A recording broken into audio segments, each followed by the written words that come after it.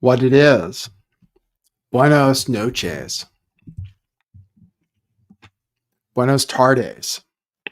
I tried to learn Spanish with that Duolingo app for a little while I was applying for jobs because they all want you to speak Spanish if you're going to be dealing with a certain kind of people. Is the official language in this country English yet under Trump or no? We supposedly didn't have an official language, right? Canada, it's French and English. What's up, Harry? Yeah, this one's for you. It's a little earlier than usual. It's because I think I'm going to try to watch the football game. Even though tonight's game, I don't remember who it's between, but I think it's not going to be a very good game. But it starts at like kickoff. I think it's at 5:15. So I thought I'd start a little bit early in case we do 2 hours. We'll see how long it goes. How's everybody doing? Hope you're doing well. 5 people are tuning in. Still getting my sea legs back from the dead, as they say.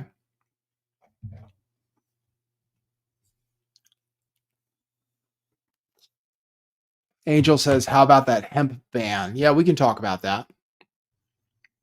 Yeah, the Republicans snuck in some stuff into the CR that they passed with the Democrats. One of them is that they can sue the government, I think, if they spy on them, like $500,000 per incident or something like that. I think Speaker Johnson is upset about that part, I believe. And then this hemp thing, which I think is to get rid of Delta 8 because the hemp ban, I think in some other states, they sell weed at gas stations and stuff with like Delta 8, I think it is. Because technically it was legal under the current provisions. And even so, these new hemp provisions don't take place for like a year or something. But they say it's going to destroy like 95% of the hemp industry. But hemp should be for making clothes and paper. That's what I think of hemp as, and rope. It's a great cash crop, but mostly they're using it to get people high, I think. And I don't know. I mean, I don't know how I feel about cannabis anymore, for sure, because I had like basically a psychotic episode while I was using a lot of it. And now I can't really take it anymore, even though I really kind of liked the product for a while. Now I'm really scared to try to take it again, especially in the forms they have it in, which is like vapes and stuff. Don't know what's in it.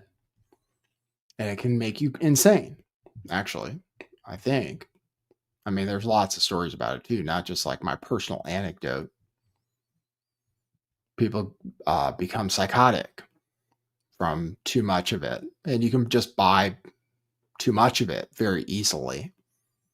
I remember when medical cannabis was legal, like they'd give you a free gift your first time into any particular cannabis dispensary. They're not allowed to do that anymore.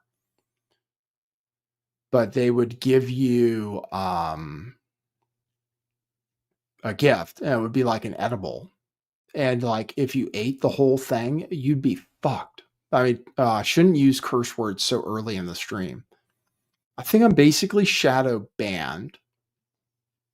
I am not monetized yet, but I just did something to make it so I can monetize myself. I had to like do a video of my face so they could build a scan of it or send them a government ID or just keep going for 2 months without breaking the rules. And then they'd say I was okay. But I guess on my old channel, I was monetized. Jerry Garcia, yeah, the Jets and the Patriots. Well, I guess the Jets won on Sunday, right? I think maybe they've won 2 in a row.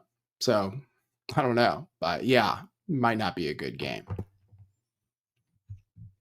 The other thing is, like Bonsai Garden says, that foreigners are selling synthetic drugs to natives. Yeah, like the Chinese mafia and stuff come in and then they spray. They don't like, it's being run by foreigners pretty much, like Mexicans and Chinese. Mexican mafia or cartels in California, apparently, grow it illegally, which you can basically do. I don't know. I heard people still buy it illegally still because it's cheaper, basically, than what you can buy in the stores. Because I guess well, for one thing, the tax is something like 15 or 20%. I mean, it's pretty expensive. It was cheaper when it was just medical. The medical regime was better than the legal regime, the fully legal regime. The medical places could buy it pretty much from anybody, even if they were growing it illegally, I think. It wasn't the same where now it has to be like stamped. They have to know exactly how much of everything is in there and stuff. But they have all kinds of new chemicals. THC A, THC B, THC whatever, Delta 8, Delta 9, Delta 10. But generally, I think it should be legal, and it's ridiculous that it's Schedule 1. The only thing is it can make people psychotic, which especially in the doses you can do with it now. Didn't used to do that when you had to smoke like an ounce to get as much THC in you as you can now do with like a dropper or something like in 1 second. So cannabis, the thing about cannabis, the reason people don't overdose typically is it's like self-regulating. Like you smoke it until you don't feel like it anymore naturally. Like you naturally don't do too much. You just stop smoking it when you've had your fill. But the thing with edibles and liquids and all that is you can't control, you know, you've already dosed yourself fully before you can feel the effects of it. So then you can kind of overdose yourself. And people have experiences where they've done that with edibles and stuff, where they've accidentally taken too much and like have a trip and like think they're going to die and everything. A lot of people have had that.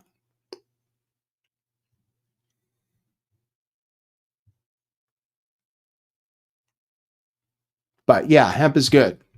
Many uses and grows fast. Yeah, it's like a good crop. Like it was some kind of like reefer madness Angel is mentioning. Says, I don't believe you had reefer madness. I think it was something else, in my humble opinion. No, you're very attractive. Nice picture. Um, reefer madness. Yeah. That the movie was propaganda. And I think it was against Mexicans. I think they were trying to demonize Mexicans or something at the time. Although I'm not sure. But yeah, there's some kind of story about how they wanted to kill the hemp industry. So, because it is a very versatile product, you can make t-shirts with it and stuff. We were looking into making hemp t-shirts and stuff.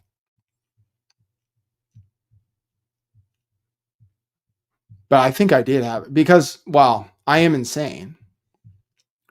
But when I had my issues earlier this year, I was taking my medication for my insanity, and I still went insane. The main difference was I was using a lot of cannabis, so I kind of have a feeling it really contributed. All right, what's the news today? What's the picture? It's AI generated image of Donald Trump and Jeffrey Epstein having Thanksgiving together in 2017. So that's one of the emails. They're still releasing the emails. They're still releasing the emails, and the Democrats are all screaming about every single thing. There's an email that came out today. I'll show you it. That says Bill Clinton never went to the island. They released that one, which is interesting considering he was on Epstein's plane a million times and everybody was pretty sure he went to the island and everybody was pretty sure he was having sex with little girls. There's some argument now from Megyn Kelly, actually, which I'll play for you, but which I'm actually, she was probably talking to Michael Tracy. Michael Tracy or Alan Dershowitz, who don't see anything wrong with having sex with 15-year-old girls, basically. So there is that train of thought. Dershowitz definitely has said stuff like about age of consent and everything. So there are people who actually object to calling Jeffrey Epstein a pedophile because he was having sex with like barely legal or whatever 15-year-olds, 16-year-olds, 17-year-olds and stuff. They were under 18, but which actually there is a difference. So I'll play that clip for you. Let me play my intro and then we'll talk more. We're 10 minutes in, so we got to play the intro. Thanks everybody for joining me. Good to see you. Happy Thursday. Okay, cue musical intro. Boy, that's brilliant.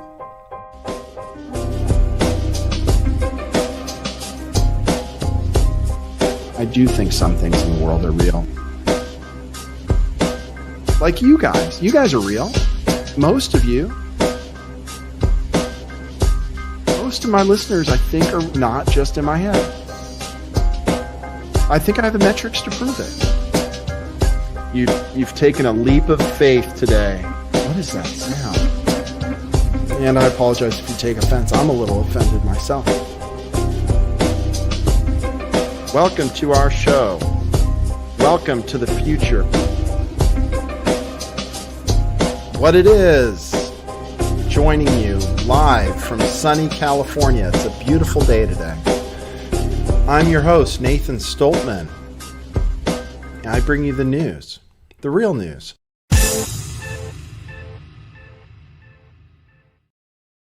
Yeah, something like that.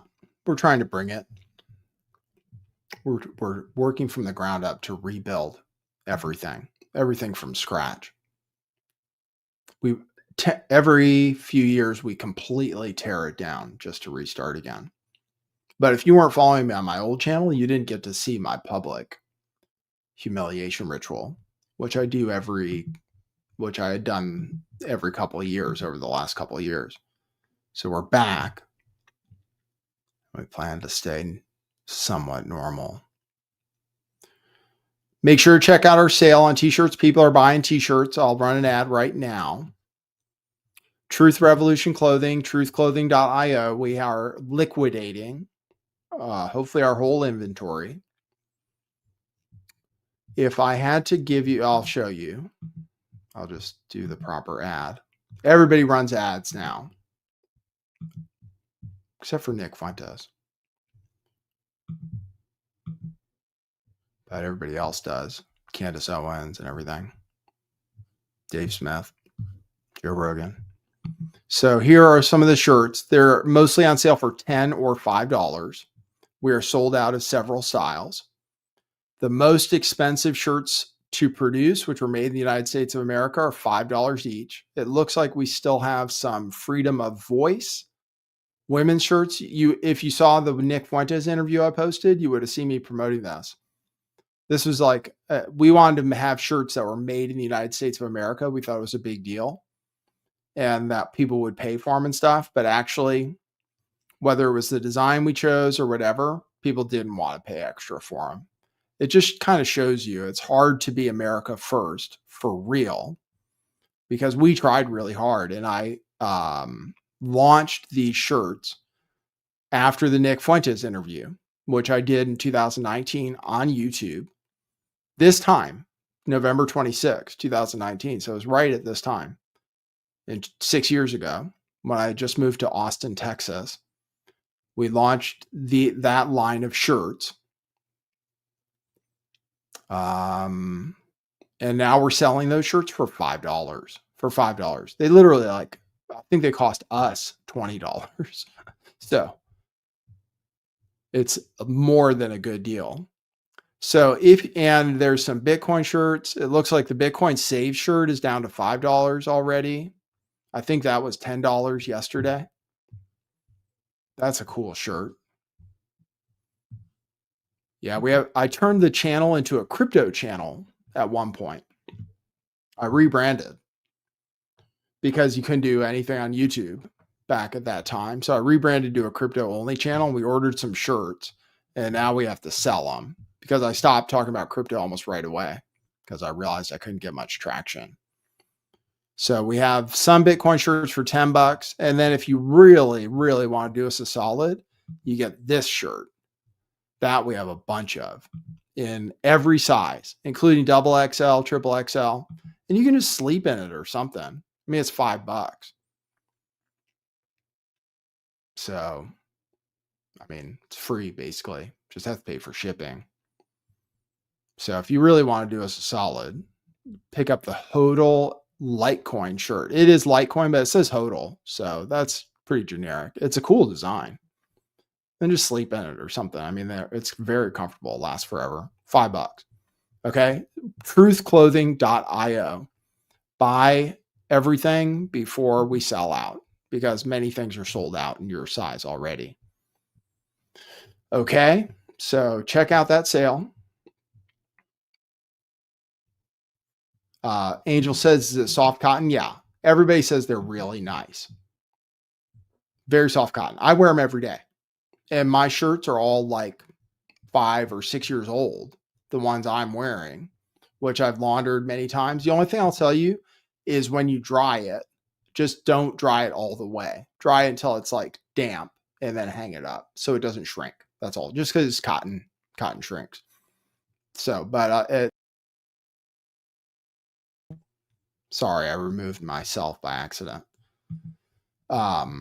But they last forever. They're very high quality shirts. They should be $30 basically. So, all right. Published the Nick Fuentes interview from earlier today. The Nick Fuentes interview I did 6 years ago, where I asked him about the Holocaust, his idea about the Holocaust. It was very controversial in many ways, especially the Holocaust conversation. Because actually, when he did his cookies joke, which people went crazy about, I'm trying to think of the one person who really, it was that guy. What's his name? He's so terrible. He's not very relevant anymore. I'm trying to remember his name. Oh, this close. I think he's Jewish. Came out and said it was like the most despicable thing ever, the cookies joke.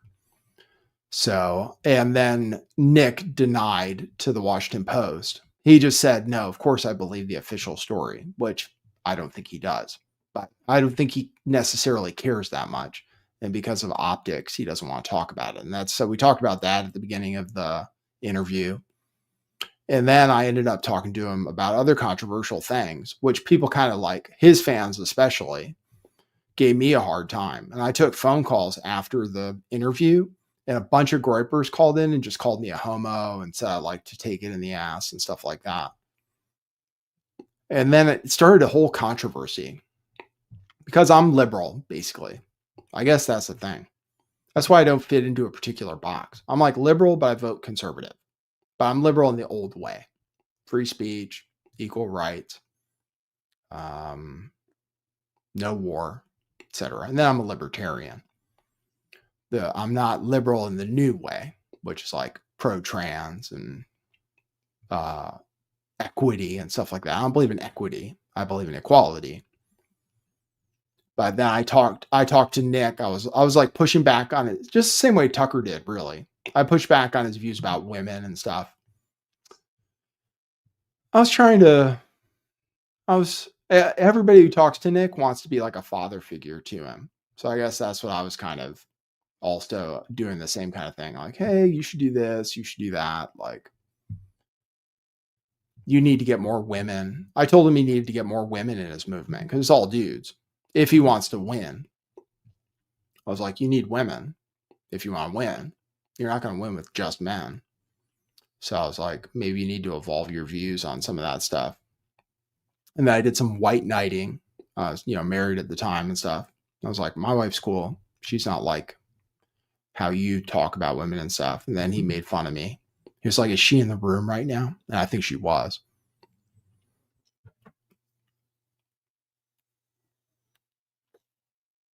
I asked him questions in a very civil way but I challenged him on everything because it was 2019 at the time. And I was like real anti Nick Fuentes for a long time.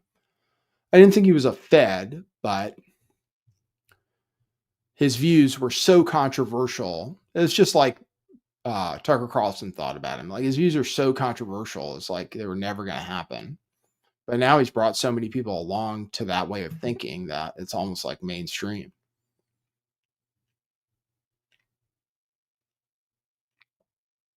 So like, it's a very interesting movement. So it is, and we can talk about that. Like in general, the Civil War and stuff. I mean, I think it's pretty real. The Civil War between Tucker, Candace, Megyn Kelly. Megyn Kelly, who's pro-Israel, calls Fuentes an anti-Semite. I mean, it's not like anybody, even that's friendly to Nick in some ways, like they still insist on calling him a hateful person and calling him an anti-Semite and stuff. Megyn Kelly, especially. She played some stupid Grand Theft Auto clip that she thought made him look bad, where he said he just killed Ben Shapiro. He didn't even say he just killed Ben Shapiro, but there was somebody who looked Jewish that he like shot and ran over and stuff. And he was like, "Oh, I just saw Ben Shapiro." And she played that when she had Ben Shapiro on her sit down podcast. But the most influential people on the right are those people: Megyn Kelly, Tucker Carlson, Candace Owens, Nick Fuentes. And Nick Fuentes, like with young people, apparently, I'll show you something here. I'll show you a video. I don't want to just monologue the whole time. I'll just show you a video of like, of how popular he is or how much pull he has. Because all these older conservatives right now are like, I've never heard of Nick Fuentes until a few months ago. But with young people, he's the biggest thing I ever, as far as I can tell, even though I don't know any young people, so I can't ask them.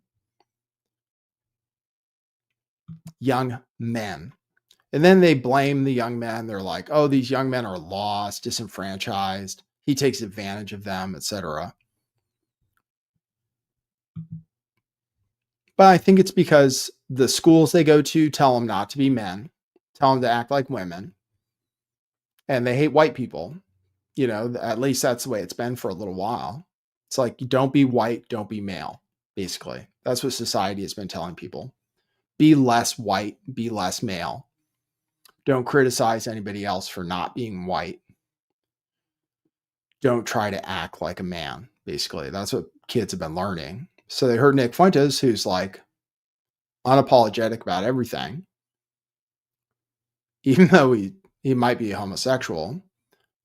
Deep down, he thinks, I don't know if he's real. He thinks of himself as being real manly. It's interesting. I don't know if he's like exactly like real manly exactly, but he thinks of himself that way. He's like rewriting what it means, I guess, to be a man. But apparently being a man is being offensive, telling jokes, telling Hitler jokes.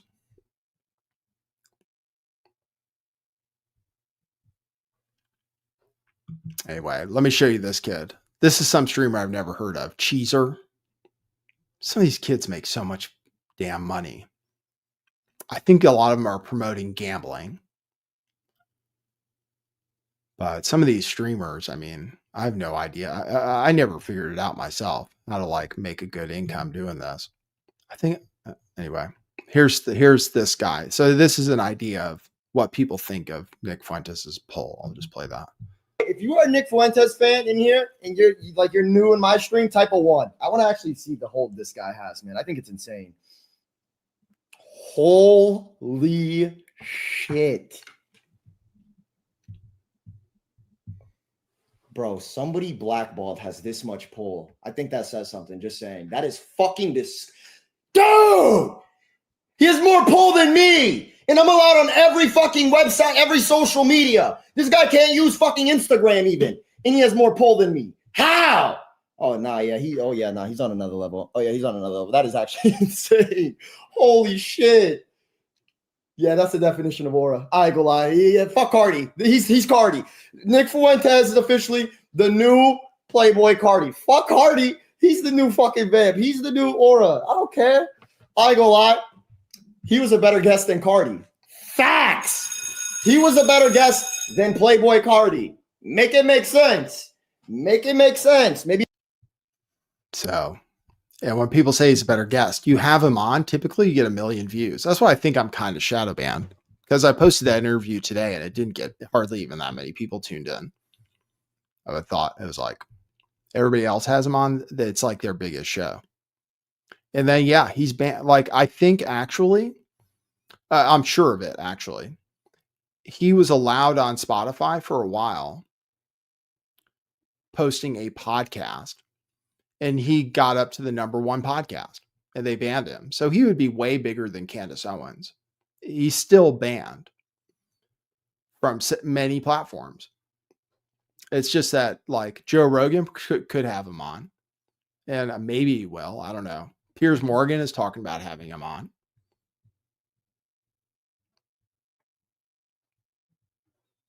Kevin says you've done some epic interviews. I appreciate that. I have. I believe I have. I think I could again, actually. It's just I have to be able to have the poll. It's just I would ask people to come on and they would just not come on, basically. I don't know. Now that I have 100,000 subs, if they don't look at my views, they don't look at my view count, maybe they'd say, oh, he has 100,000 subscribers. Maybe I'd come on. But yeah, when I got my channel deleted and stuff, it deleted a lot of my pull to be able to get people on the show. So I became disillusioned. A lot of people did. It really hurts getting kicked off of social media platforms. Like it really hurts you spiritually because you're like creative, but your creativity comes from like wanting to get views and stuff and enjoying like people watching your stuff. And then when you get censored and you're not able to reach as many people, then like you lose your creativity too, because you know, no matter how much you put into it, you're not going to get the same reach ever again. So a lot of people like bow out. Like I watched I keep forgetting his name. Jordan Sather. Like he got his channel restored. He talked about how he was lost in the wilderness for a while. But all those QAnon people who got banned, all the Stop the Steal people who got banned, a lot of them just like not everybody can just go to Rumble and be successful. It's not that simple. So anyway, that was a little story about Nick.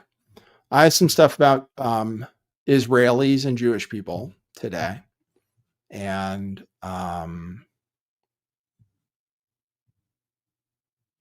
Tucker's relationship with Charlie Kirk. We haven't talked about Barry Weiss taking over CBS News. We haven't talked about how pro-Israeli people have been put in charge of media outlets like Barry Weiss. She got offered $250 million for her stupid Substack. I don't even think she has that many. Like that, like people have to look at that and be like, what? Kevin says, I didn't think Charlie died. Is that controversial? That's what Katie told me yesterday. So I don't think he died. I'm not. That's the problem with me. I'm not as much of a conspiracy theorist as I used to be, whatever it is. Like sometimes I believe the official story now. Like even with SH, which I brought up on the interview with Nick, like my views have evolved because I really looked into it, talked to people from the town and stuff. And a lot of the conspiracy theories about it actually aren't true. You know, it seems like they've kind of been debunked, several of them. Like the FBI agent who was also like, I don't think that was really him, who was also wearing a helmet and had his gun upside down or whatever. And then even the story about the smiling, Like, I heard his official report on it, and I was like, okay, maybe. He was like, yeah, my dad told me a joke or something. And I laughed for a second. I was like, oh, I don't know. But then there were Photoshop pictures and stuff. That one's a weird one. That was definitely a weird one.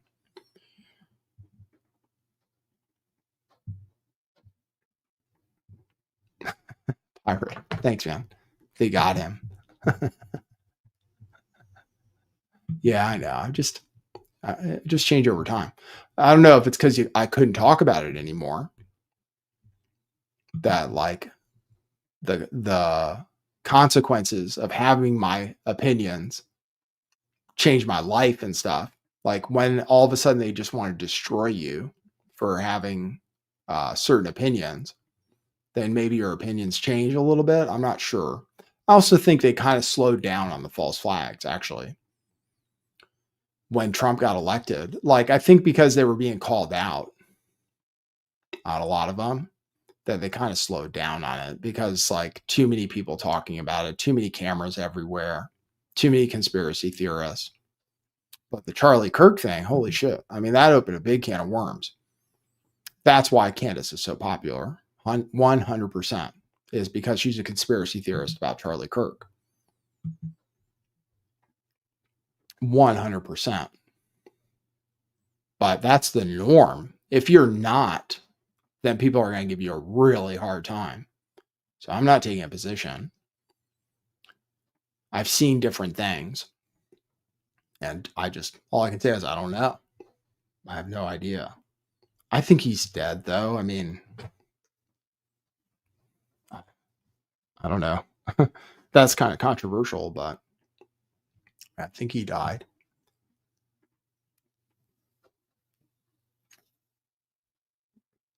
But it's possible, I guess. I guess there are theories that he could have faked it. Some people are. I saw some video on Instagram where somebody was like, the kids aren't real, like they don't have birth certificates. I was like, how do you know that? But Erica Kirk, she's really strange. I will say that. Somebody tried to blame, I think Shapiro said that she blamed Erica Kirk for Charlie's death. And that was debunked. Like Candace never did. And actually, Megyn Kelly came out to debunk it. Let me see if I have that. There, I'll play that for you since I'm talking about it. Megyn Kelly had Tucker on, and then he had Ben Shapiro on. And Ben Shapiro has been trying to disparage Candace Owens for a long time, for whatever reason. And he said, well, because she's anti-Israel, number one. But he claimed she said that Erica Kirk was involved in the assassination of Charlie Kirk, and she never said that apparently. So this is Megyn Kelly, like announcing that here. He said that Candace has been claiming Erica Kirk was behind the murder of Charlie, which I had not heard. And I was taken aback because that seems like something I would have heard. It's so crazy. And I have since learned it is not true. Candace has not made that claim. And in fact, I've now seen several clips of Candace specifically defending Erica Kirk and saying she would never make a claim like that about Erica, and that she is open-minded to other people at Turning Point. That's obvious. She's been making that point. I had heard that point, but she's specifically been defending Erica Kirk, and she's been saying she does not think that of Erica. And in fact, if you read her comments, she's under pressure to make comments about Erica. And so far, what I've seen, she hasn't. So thank you for that question. He said that Candace has.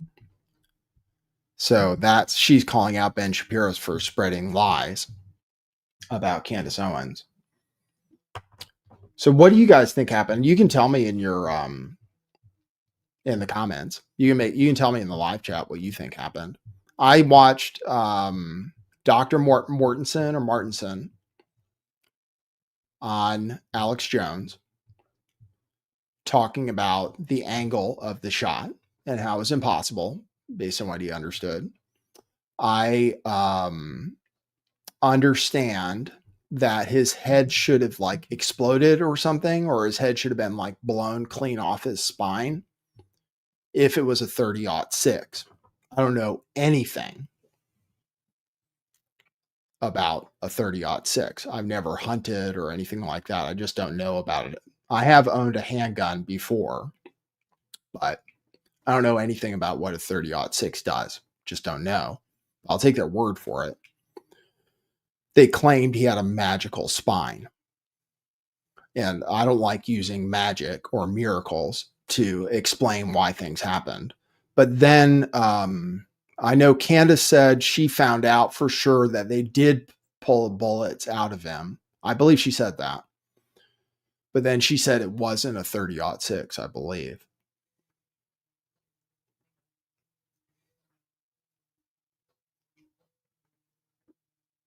I'm looking at the chat just to see. But they came out and said like he was in shape and his spine was amazing. You know, that doesn't make sense.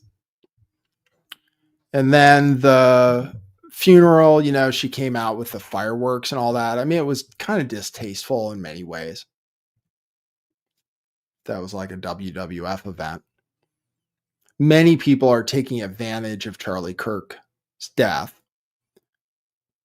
The worst offenders are people like Levin and Shapiro, and who say that basically Charlie Tucker Carlson is like Charlie Kirk would have objected. That's what a lot of people say about his interview with Fuentes, is that Charlie Kirk would have had a problem with that, like a real serious problem with it, and therefore would have not had him on as the headline speaker at TPUSA in December. So we're looking forward to that. Anyway, that has been rebutted recently, so I'll play that video. I have that here. But people are claiming that basically using Charlie Kirk's death, because he's not here to defend himself or his views, to say that he would be mad at Tucker Carlson and that he would have canceled Tucker Carlson if he was still around. So here is, this is a long clip. I wonder why it's so long. Well, I'll play it for you anyway. Let's see. Epstein clearly had contact with Israeli intelligence and American intelligence and French intelligence, but the only one you're not allowed to talk about is Israeli intelligence. But it seemed true to me, and I had done some work on that. I knew a bunch of people pretty close to that story, so I thought that, and I said that to Charlie, and I said, but I'm not going to say that because I don't want to make your donors mad. I know it's just going to be like an endless flurry of text telling you to stop or you're going to lose a bunch of funding. And he looked at me, I'll never forget it, and said, go all the way, do it, go all the way. I said, man, a lot of things I can talk about. I don't need to talk about that. And he said, do it. So I did it. And here's the thing, Stu. I was recently That's Stu going Peters. through some old He's pictures. just, that's not Stu Peters. He's kind of like he's kind of an anti-Semite, to be honest. There are some people who are anti-Semitic for real. That's not Stu Peters, though. I would recognize him. This is some other Stu. There is a problem with anti-Semitism. I hate to say it, and you can't, I wouldn't necessarily, in a way, it's like some of the behavior by Israelis, like they're not blameless in people turning that way. I'll play you a clip of why not. Anyway, let me continue this. To find one of me and Charlie that I knew we took at that event. And not only did I find pictures of me and Charlie, but I found a video of me, Tucker, and Charlie speaking backstage right before Tucker went out. Tucker and I were talking. Charlie came over and interrupted for just a second. And you can hear him on this tape, which I've listened to many times. It's very clear on my phone, less clear here probably as we play it. But he says to Tucker, go Max. He interrupts the conversation because he has to say to Tucker something. And what was so important to him to tell Tucker was, go Max. Here it is. Go Max. That's it? Okay. I heard him. It's I quick. think they go Max. It just happens to be on tape. And it backs up what Tucker said. And so I just think We need to be. There you go. That's enough. I don't need to see the whole clip. That's what I wanted to see. Interesting thing. T4T359. See, I don't see your names. I see your handles now. I think if I was on YouTube, I'd see your names. You see how it shows up. I'm sure you have a name. But that's the Stu from Glenn Beck. News from Glenn Beck. I heard they fired a few people from Glenn Beck's show. One of them being a multi-time guest on this show. Prime time, Alex Stein. Who I don't know if he likes me very much. I kind of made fun of him a little bit when he was on my show, and then he kind of made fun of me back. And then I think I told him some stuff when I was kind of crazy about what he should cover on his show. I told him to like cover 9/11. I was like, hey man, if you're gonna go out, because he wasn't getting very good ratings over there. Like he didn't get that many people tuned in. Apparently he was making, a lot of money, but the show, I can see why they couldn't afford to keep him. It's very hard to just have a successful YouTube show.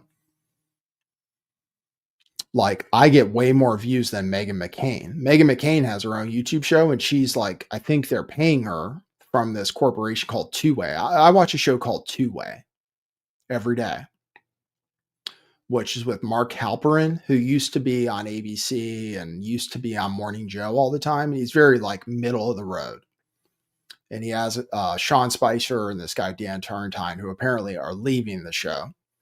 But anyway, they, I think, pay Megyn McCain to do a show. And she gets almost nobody tuned in.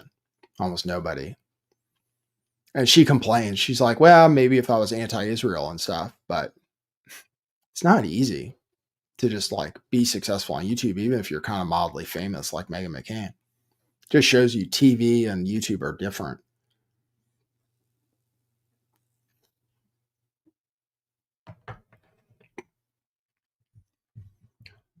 Overwatch.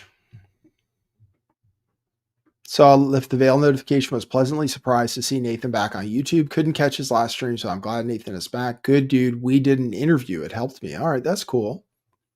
I'm looking at your face. I don't remember doing an interview, but I don't remember certain. I've forgotten many things. Twitter has a new chat feature. I know I'm all over the place all the time, but Twitter updated their chat settings. So now you can have end-to-end encrypted chat. And apparently you'll be able to send money soon and files and stuff. So anyway, the notifications are different. So now it says I had like 20 plus notifications or 60 or something. It was like all unread messages. So I was going through unread messages on Twitter. It's bringing me back in time.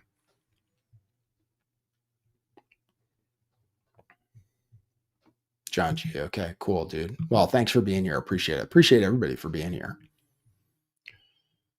We are trying to bring it back and bring it forward at the same time.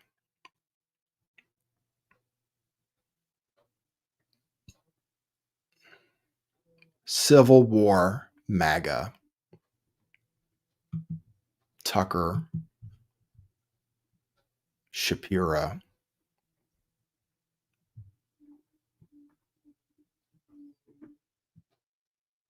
Trump, Epstein.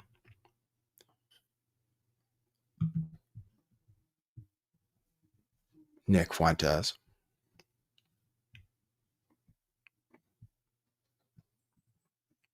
I better go back to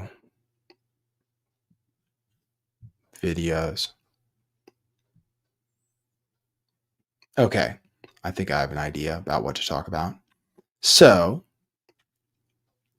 if you saw the interview with Nick Fuentes, one of the things I asked him, I was very ahead of his time, basically. Because when I interviewed him, he was supporting Trump. I was like, dude, are you serious? You know, that's why I asked him on the interview. I was like, are you serious about your support for Trump? Because he's the most Jewish president of all time. You know, he loves Israel. He's got Jewish kids and Jewish grandkids and Like, he's always going to be pro-Israel. He might be the most pro-Israel president of all time, which I think he's kind of proven. I was like, how does that interface with your strongly held belief? Which, like, the most strongly held is that you're against Israel pretty much, and you support Donald Trump. So I asked him that. Then I asked him about other stuff. Like, I was like, Trump's pro-immigration in this interview from 6 years ago. I was like, Trump's pro-immigration. He's pro-gay rights. He's okay with certain gun laws. Like, I mean, he's pro-abortion. He's not religious at all. He fakes it sometimes, but not in a very convincing way. He's not really Christian. Probably never read the Bible or anything. Just doesn't care about any of that stuff. So I was like, why? Yeah. So I asked him that in the interview. I was like, are you serious that you actually support Donald Trump? Because it doesn't make any sense based on your values. And now he's the most anti-Trump live streamer. It's interesting they don't talk about that too much, or people don't give him a hard time about it, because he came out as against Trump during the election, and he was like totally prophetic, and that's why he amassed a pretty big following. He was like, Trump's going to bomb Iran for Israel, so I'm not going to vote for him. That's pretty much what he said, and then it came true. And then I believe, because I was following him and like very engaged with his show, because I think the thing he's best at is like geopolitics. Actually, I don't follow him for the other stuff. I like follow him for his knowledge of geopolitics in a lot of ways. And like, he was so right about what Israel was going to do after October 7th and what Trump was going to do in response to it. But so that was one of the things I pushed him on in the interview. So here I say that because people split up because they were going against Israel. So Candace Owens left the Daily Wire because she was starting to be skeptical of Israel. And a bunch of people have moved that way recently, probably in response to their audience moving that way, the same way Charlie Kirk did. Like, I don't think they led the way necessarily. If anybody led the way, it was Nick, who is so talented that he could go build his own freaking platform to live stream and his own payment processor and still survive.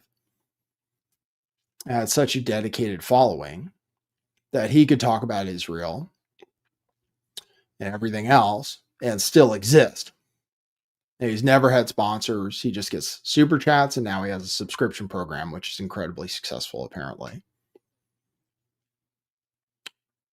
And then I think a bunch of TPUSA followers were watching Nick, basically. Maybe he's not like 100% the reason or anything, but I mean, it's plausible that a bunch of TPUSA kids, who are the young demographic that follows Fuentes, became anti-Israel. And that's why Charlie Kirk started to change. Like, I don't think he led the way, Charlie Kirk. I think he was following because he was forced to by the kids following him, who probably also listened to Nick, or maybe something else like Nick. But so Charlie Kirk started to turn on Israel. So Candace did, Tucker did after he left Fox. I don't think it was the reason he was fired from Fox.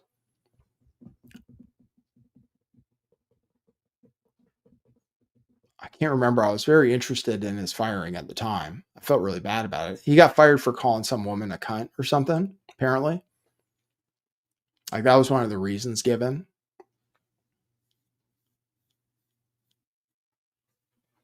And but then it just doesn't work anymore. In this era of free speech and stuff, doesn't work anymore to just fire you from mainstream and make you disappear, because you can have your own platform now. even if it's on Rumble.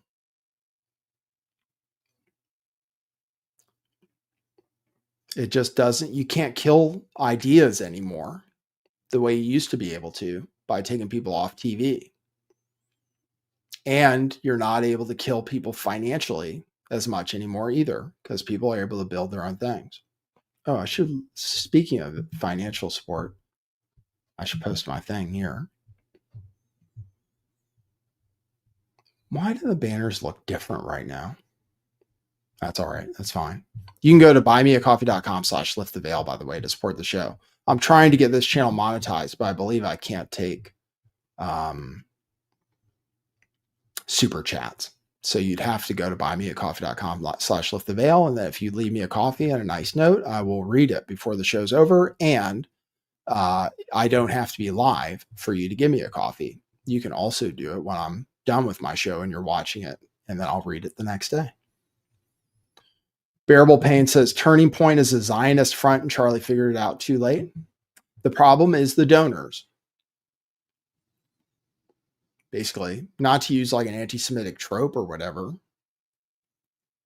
but facts are facts. I believe 40% of billionaires in the Forbes 500 are Jewish.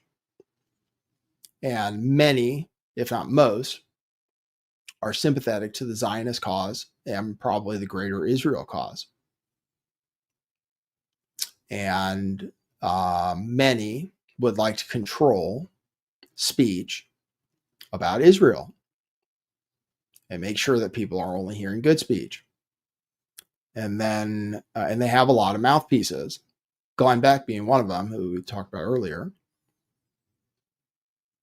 but also Turning Point USA, I guess, is getting a lot of money from Zionist donors. And Charlie was like a Zionist. And I think a Christian Zionist. And he actually practiced the Sabbath too. And he would say like shalom and stuff. Eric Kirk was on some show saying like, oh, he was practicing the Sabbath and stuff, which actually I think is okay. I think Saturday may be the right day. And I think maybe the Sabbath makes a lot of sense. For reflection and all that stuff. But Charlie apparently practiced the Sabbath, didn't have his phone around, took the day off, etc. Made people turn on lights for him. Not sure. Made people open the refrigerator for him because the light turns on.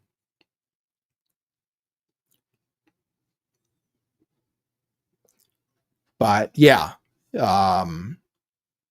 it's very clear that Charlie became disenchanted. And the problem is like the real problem is with this like anti-Semitism stuff. One of the biggest problems is that they'll call you an anti-Semite immediately before you become an anti-Semite. Like, that's the thing. And that's what Tucker got pissed off about. That's what Megyn Kelly got pissed off about. That's what Charlie Kirk got pissed off about. Like, because it's like you don't want to be called one, because like historically that fucks up your life if you're labeled an anti-Semite. So like, and as soon as you start to question things like what's happening in Gaza, they'll call you one immediately. And that's why Tucker got so mad at Ted Cruz and stuff, because he implied that he was an anti-Semite. And so that's one of the big issues. And then they'll threaten to pull their money and stuff, which is what happened to Turning Point. So I'm curious the way Turning Point is going to go. I mean, it's a very interesting time. If Turning Point wants to carry forth the legacy of Charlie Kirk, then they have to continue to allow people to be skeptical of Israel, because Charlie Kirk was obviously friends with all those people. Candace, Tucker, Megyn. He'd hated Nick Fuentes, but he was friends with the other people. Dave Smith. So if they want to go forward in Charlie's legacy, they have to continue to allow those people in.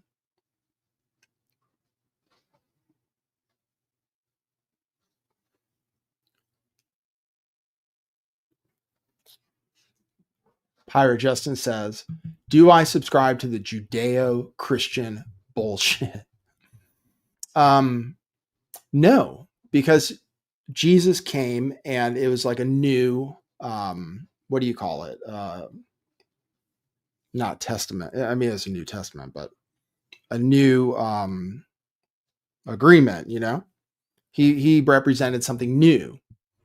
Like he overturned the tables, right? He said it was a synagogue of Satan and that Jews weren't really Jews. Like he came to convert Jews to the new thing, which was like love your enemies, which wasn't Jewish. You know, that was a totally new belief, and it wasn't Jewish at all. It still isn't Jewish. Love your enemies is not a Jewish thing. That's a Jesus thing. So Judeo-Christian, well, I mean, Jesus was Jewish, and he said he didn't come to change the law, but to fulfill the law. So he still was trying to follow, I guess, Jewish law in the right way, but he brought new concepts. So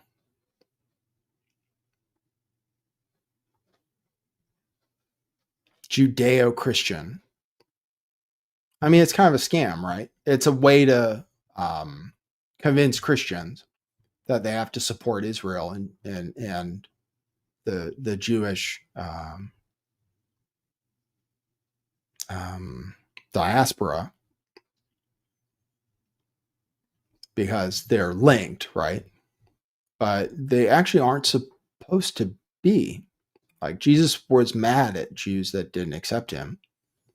So it's different. And it's like a different belief system. So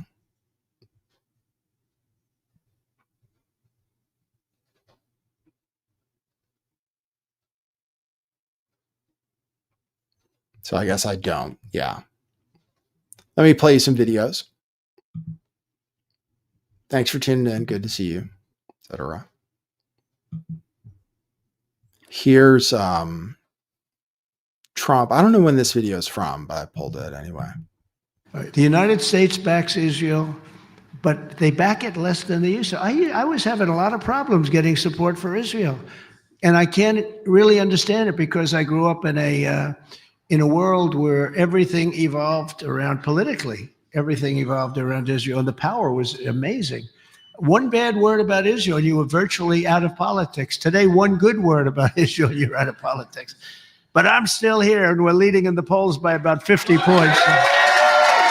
So it can't be so bad, right?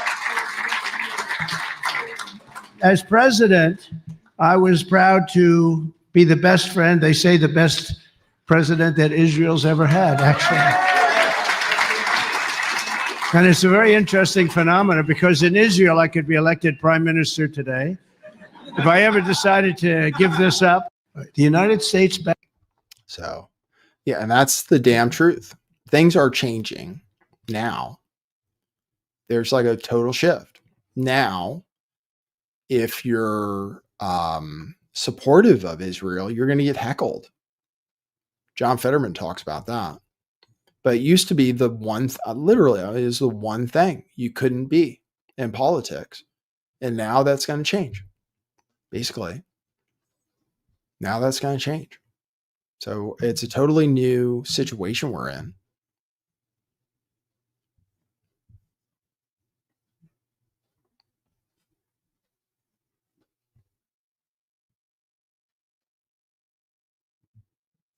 I'm going to try to show you a video about that.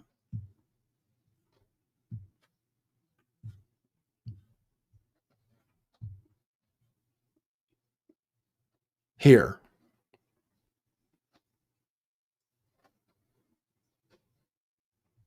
I'll play you this from the Free Press interviewing John Fetterman, who's super pro-Israel, but is otherwise kind of cool. Like Republicans kind of like John Fetterman.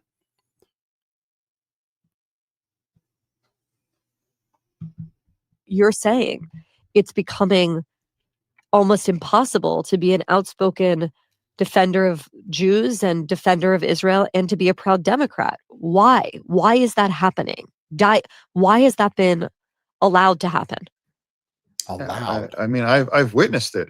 You know, like for 2 years, I've had protesters showing up at my home, in my office, and in public. You know, we even with one of my kids, and now social media was an accelerant for anti-Semitism, and TikTok. You know, like there was this study, 17-1 anti-Israel for every one pro-Israel one, and the algorithm has accelerated this, and that's why we've lost the younger vote.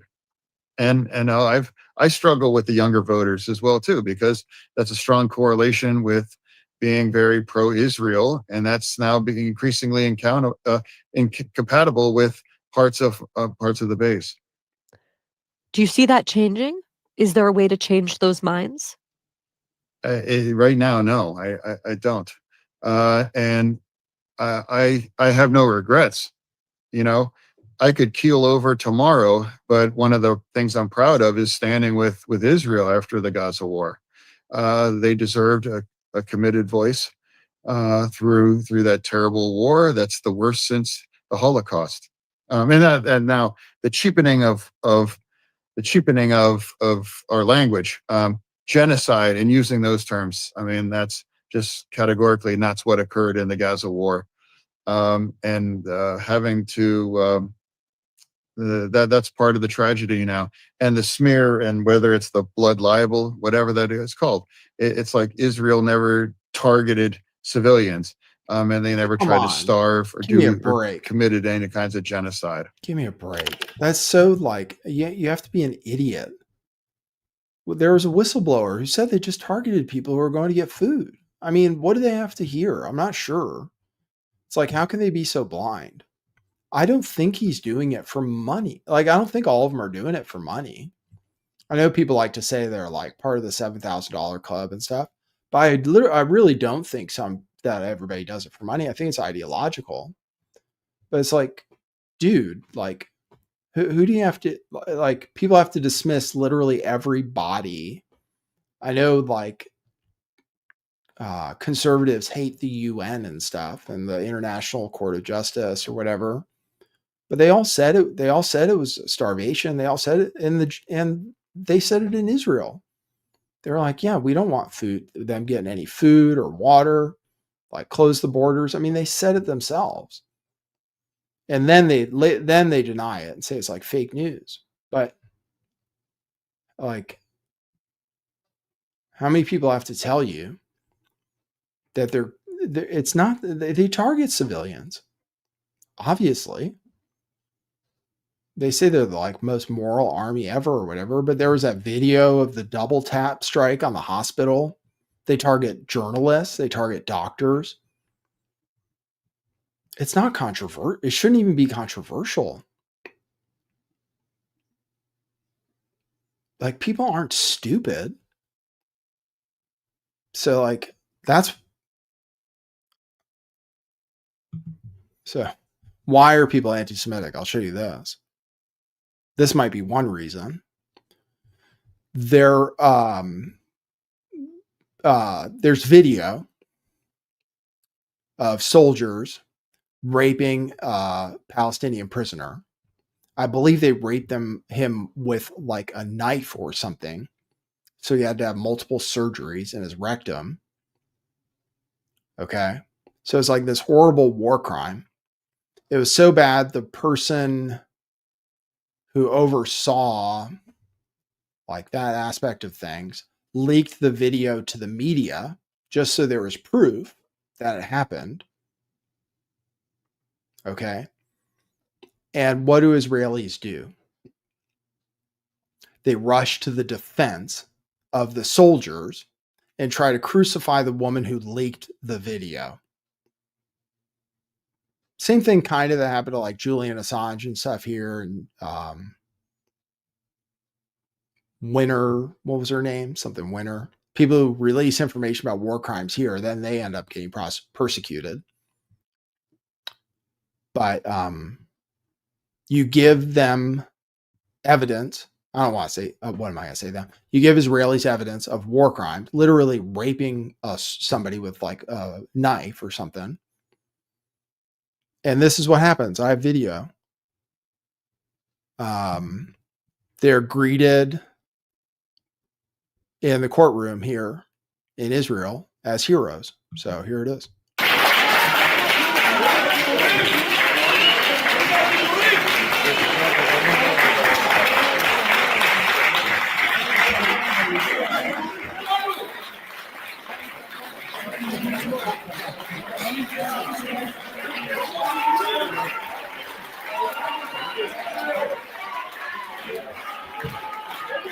I believe these are the guys that are on camera raping a prisoner. Israel is a Jewish state. It's an ethno state. And this is how people in Israel react. So it's like, why are people anti-Semitic? Well, I don't know for sure, but I don't think people should be. So they're not all the same and everything, but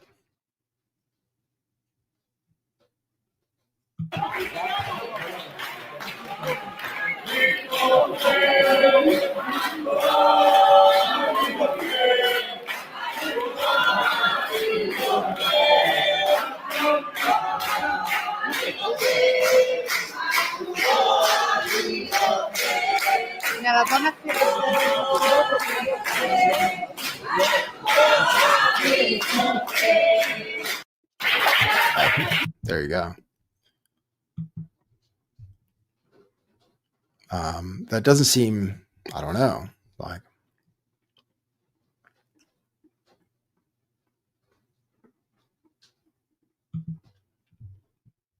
if Americans did that, I think the whole world would be enraged, rightfully.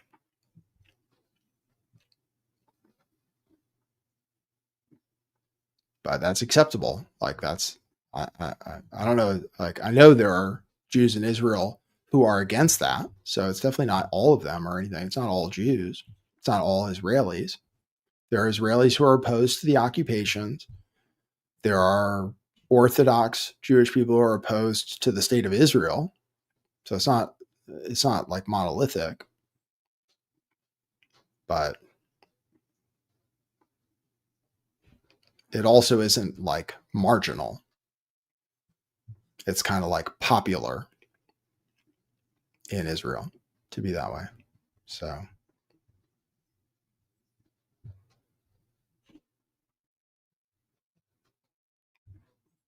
that's something I had.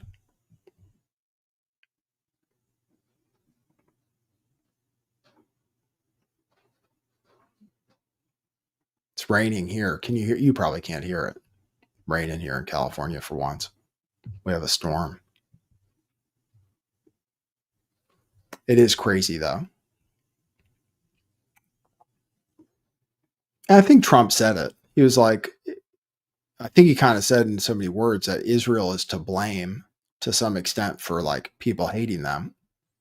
Like if they hadn't acted that way, then people wouldn't hate them.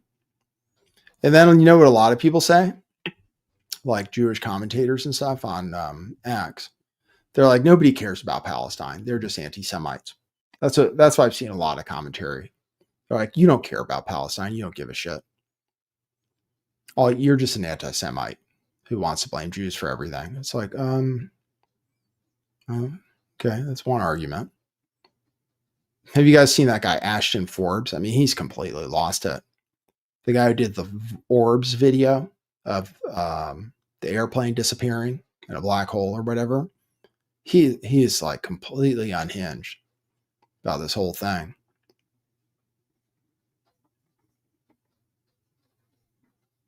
Nobody gives a shit about Palestine. Well, maybe you don't give a shit about Palestinians, so you can't understand why anybody else would. And then, you know what? Like, and then there's people like Laura Loomer. Like, why is it okay for her to be completely racist? Why is it okay for everybody to be racist against Muslims? That's completely acceptable. Like nobody really gets called out for that. And I'm not like Laura Loomer's like, we shouldn't have anyone Muslim in government. Period. It's like, what? How How would you like it if people said that about Jews? You know what I mean? Like Muslims shouldn't be allowed in government. It's like that's antithetical to your stated beliefs, which is that like you should have freedom of religion, all that stuff, and what America is supposed to be. I was reading an article about Laura Loomer. She was featured in some article I was reading on Apple News about how she gets everybody fired from the Trump campaign and stuff. Like she's very influential. All she does is try to get people fired for not being loyal enough or whatever to Trump. And she's successful at it. And she's completely deranged.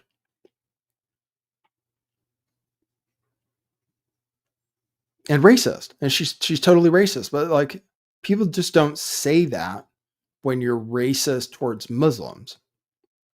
Still. Pretty much. I mean, you used to get banned. Like she got banned from Twitter for that. But otherwise, there like really isn't much consequence for that. You say Muslims are trying to take over America? That's fine. Matt Walsh says that. Nobody gives him a hard time. Muslims have too much influence in American politics. You can say that. Nobody gives you a hard time. They only give you a hard time if you say the Jews are doing it. And then you're like, it's not just a hard time. Like people will try to like destroy your life. But so you have to decide. I don't want this show to be like, I don't want to get my life ruined. I already have that, like that Gabe Hoffman character always trying to fuck with me for no reason, even though I'm nobody.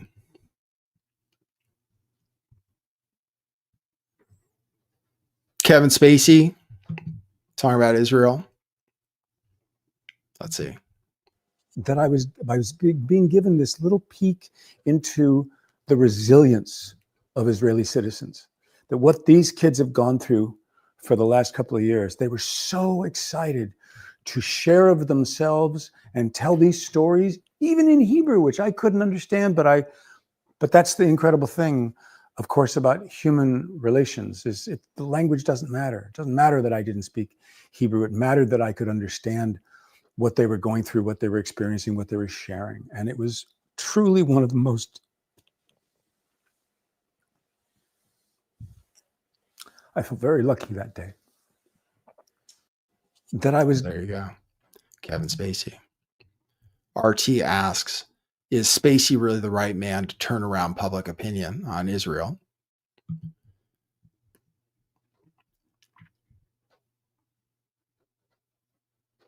For examples, Alan Dershowitz, who I can't believe is allowed to be on, like, he's so disgusting. Here's what Alan Dershowitz says about Palestine. All the focus is on the Palestinians, who are the least deserving people for a state, the least deserving anywhere in the world. They turned down a state in 1937, 1948, 1967, 2000, 2001, 2005, 2007. And as Bill Clinton said, you can't just turn down a state over and over again and then come back and say, we want a state. They don't want two states. They want the end of Israel. The difference between Zionism and Palestinianism is Zionism was about building a state. Palestinianism is about destroying a state. That's their goal. They don't care about whether they get a state. All the focus is on the. Can't you just turn that around? Can't you turn around every single thing he says? Who used terrorism to found their state?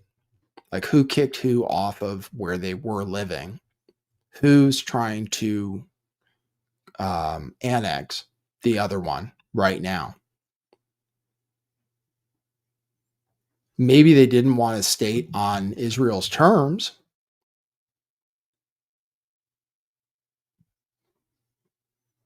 But maybe think about why they didn't want to agree to Israel's terms. I don't know. But he's allowed to say that. He's mainstreamed everywhere.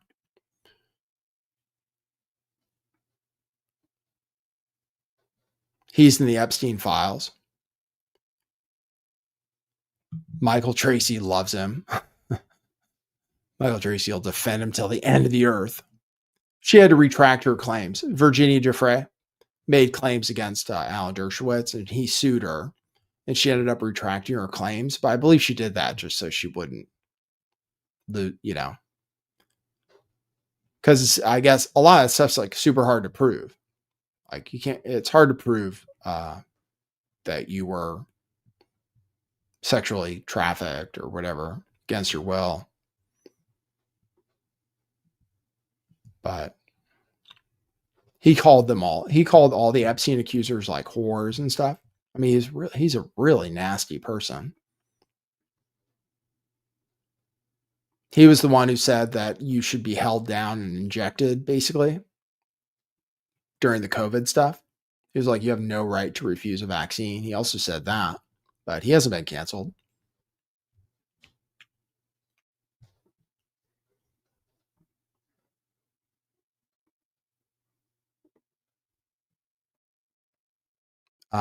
This is something Adam Green is posting that Netanyahu is reading a book about the Jews versus Rome, because apparently there's some antipathy between Jews and Rome, because Rome conquered Judea back in the day. And then they built that gate. And then apparently people go to the gate and like flick it off and stuff, like Jewish people and stuff. So apparently there's some antipathy with Rome, and kind of like Rome is connected to Europeans, kind of like European white people. So people talk about that. We want to know what you're reading now. What I'm reading? Yeah. It's a book by a historian by the name of Barry Strauss. It's called The Jews Against Rome. The Jews Against Rome. What made you pick it up? Well, we lost that one. I think we have to win the next one.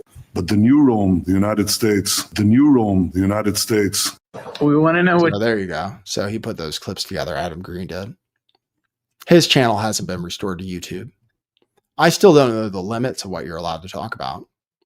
Back in the day, doing a show like this, you just get banned. That's what happened to Adam Green. Like, I don't think Adam Green is anti-Semitic. He's just like very critical. He's critical like of the religion, but he also is like anti-Christian. That's the thing about Adam Green. He's very anti-Christian. Like, he doesn't believe Jesus exists, ever existed. He thinks it's all a scam. Christianity. He's on Rumble. I've tuned into his show. Had a pretty big show on YouTube back in the day, though.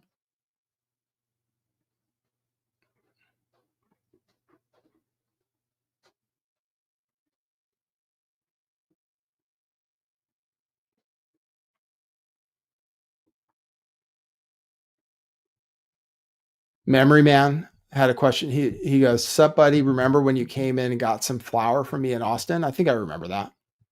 You had to abandon Austin when the lockdown hit. That's right around when I left too. But things were just opening up, and then George Floyd happened. Right when I was leaving Austin, George Floyd happened. I think it happened like the day before or something. So I was traveling back to California in the wake of George Floyd. And then I didn't actually cover it that much. Oh, well, because I was like, I had a little bit of a different opinion about it. Not about the riots and stuff, but I just ended up like not covering that much. But yeah, I would remember.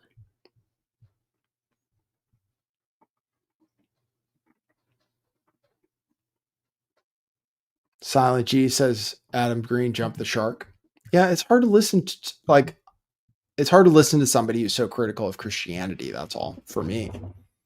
Like, to say Jesus didn't exist, and that was just like a Jewish myth made to control people. I don't think that's true. Like, I think historically Jesus did exist. That's all. I did some research into it. It seems like there's some historical, like, contemporary historians acknowledge that there was a Jew named Jesus who was crucified. It's at least one major one.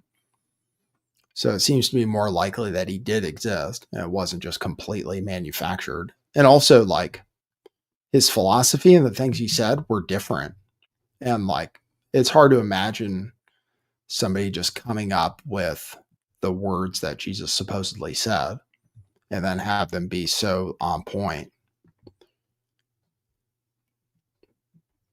and writing all those books and everything about somebody who was just fake. I just don't believe that.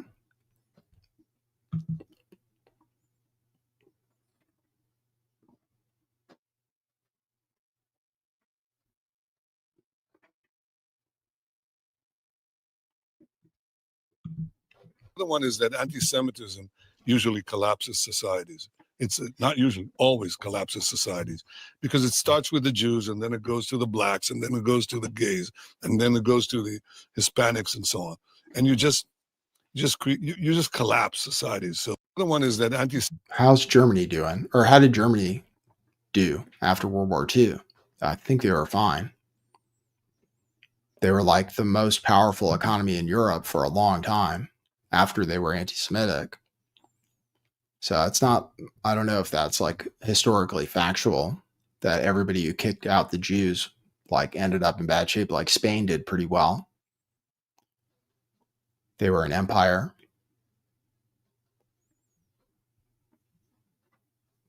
So that's a weird argument.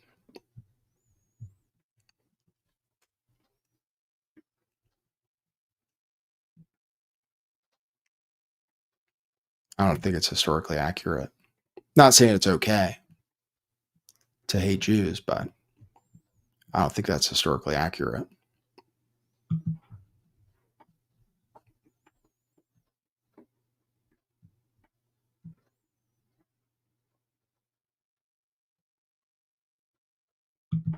You've issued a stark warning to American Jews. I want to make a warning to somebody else, and that's American Gentiles. The minute your country is taken over by anti-Semitism, the minute you start to be a country that's not blessing Israel but cursing Israel, you have begun the process of shrinking away from your empire. That has happened. I don't think that that's theological. That's biological. That's the way the world operates. Every empire that turned on the Jewish people shrank back to its smallness. If it's the Germans and it's the Austrians, if it's the Dutch and the Spanish, and it's certainly a much more recent history, if it's the British, who had a giant empire, gigantic, ginormous empire. But when they turned on the Jews, within just a few years, they became the little island that they are today. I've always wanted to do a PhD thesis tracking throughout history the meccas of Jewish diaspora and then the precipitous downfall immediately following them turning against the Jews are a channel for blessing in your nation. Okay. If Fuentes is coming out saying, get the blank out of here, I hear it. And we have a place, Baruch Hashem, thank God we have our homeland back. Hashem has made great miracles. But for you, Fuentes, do you really think that what you're offering is a great offer for America? Do you think that when you cleanse America from Jews, America is going to be a blessed country? Biologically, historically speaking, it will not. It will shrink. And I see it. What does he mean biologically? What does he mean by that? I'm just curious. I'm not casting aspersions or anything. I'm just doing research here. But what does he mean biologically? And all of those were huge empires. The Dutch, the Spanish. Is he saying after they kicked out the Jews that they immediately shrank? England shrank after they turned on Jewish people? Really?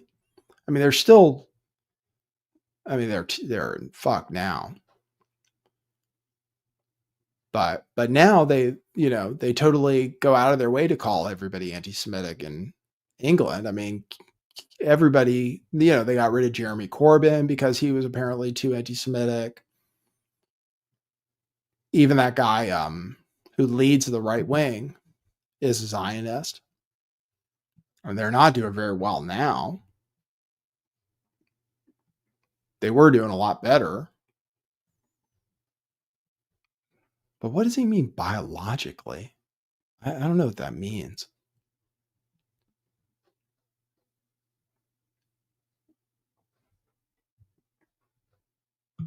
American shrinkage has begun. And so that's for you, America. Like you're throwing out, you're vomiting out, you're listening to this guy, you're vomiting out your Jews. It's been done before in all those places.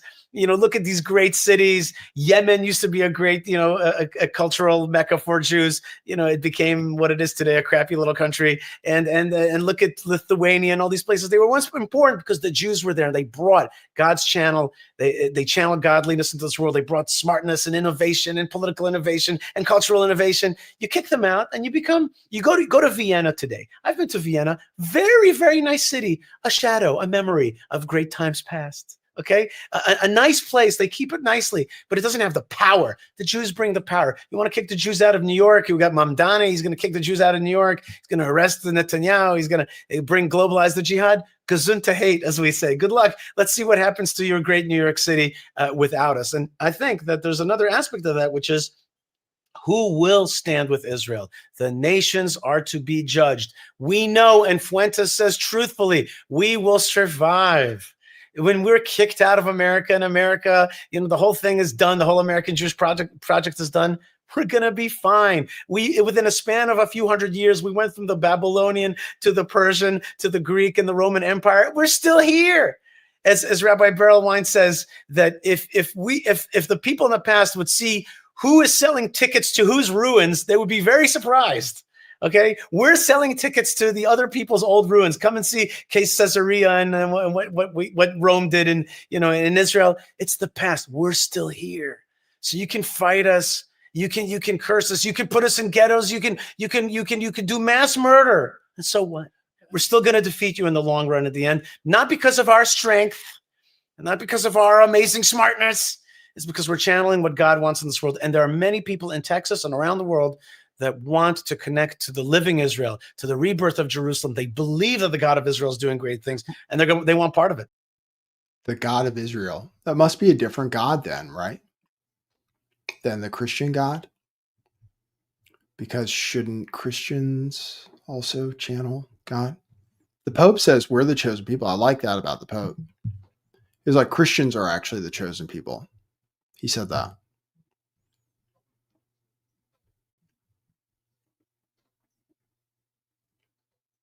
Interesting philosophy.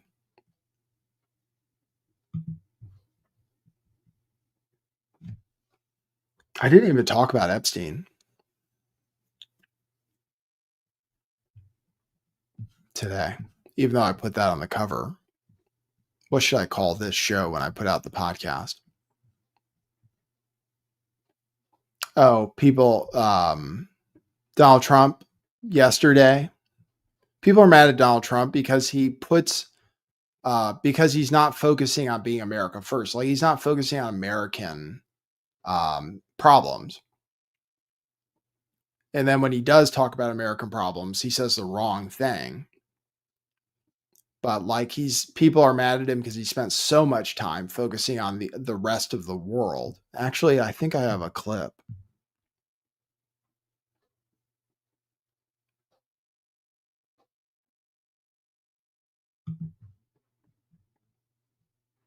Here, this is it. This is him talking about that. People are mad at Trump because he spent so much time focusing on other people's problems. And then it's just discounting American problems. When he's asked about the economy, he says the economy is doing great. When he's asked about cost of living, he says that's a hoax. And he's like, this is not the inflation you're looking for. There is no inflation. Things are not expensive. Trust me. Republicans are just being stupid. They're not talking about how cheap everything is. If they would just talk about how cheap everything is, then people would realize that they're not even experiencing cost of living problems.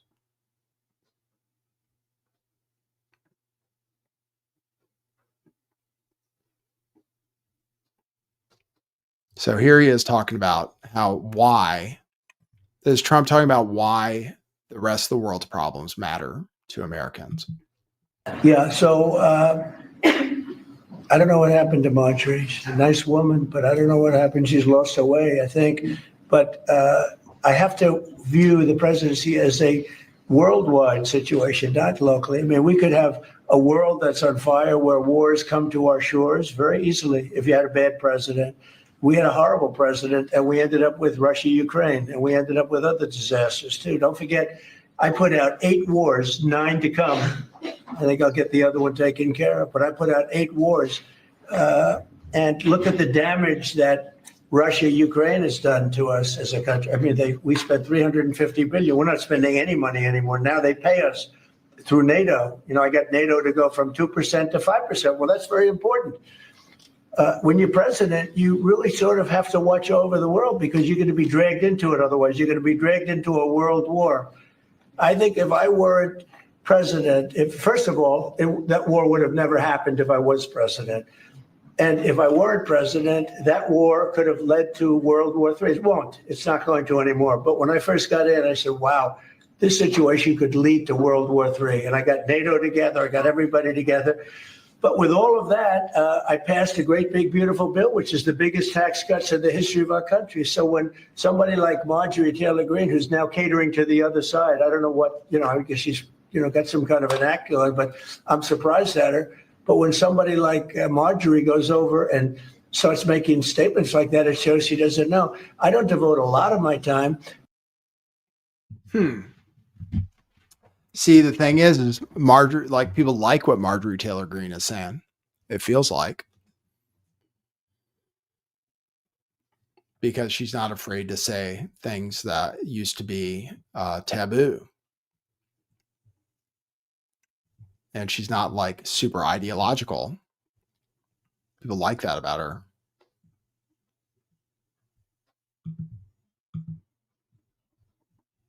She signed the Epstein petition. So then, oh yeah, here's just playing on the same theme. Here's Mark Levin talking about, like, we're covering the same theme, kind of.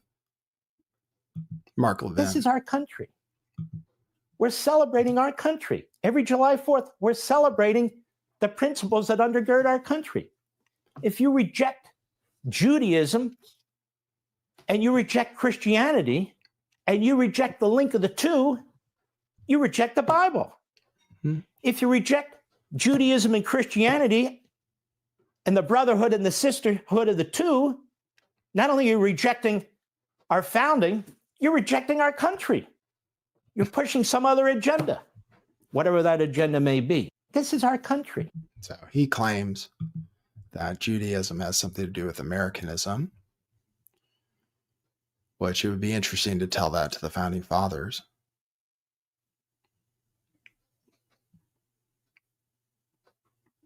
I'm not saying, like, they've made great contributions. They're great Jewish intellectuals. Like, I'm really far from being anti-Semitic. I hate being labeled that way. But it's true, they've made great contributions to America and to the world. I believe that. Science in many ways. I don't deny that. But saying our country, like, if you don't accept this, like, Judeo-Christian link that, like, you don't believe in America, I just don't know. America was founded by Christian white men who were kind of Illuminati. I mean, they were, actually, it was founded by Freemasons who believe in freedom of religion and stuff and aren't exactly Christian. So it's not totally clear that it was found. Like, I don't think it was meant to be a Christian ethno-state the way Christian nationalists are trying to run things. There was meant to be freedom of religion here in more of like the Freemason way of thinking. Oh shit.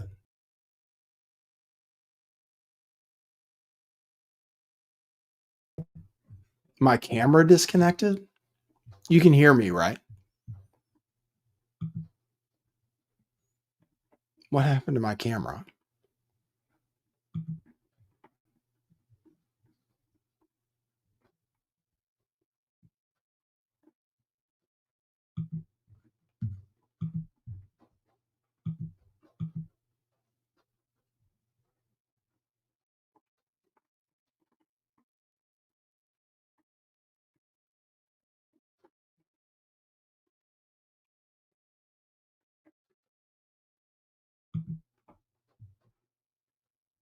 This is how bad it looks. I was thinking about buying a new webcam today because this setup I have gets screwed up sometimes.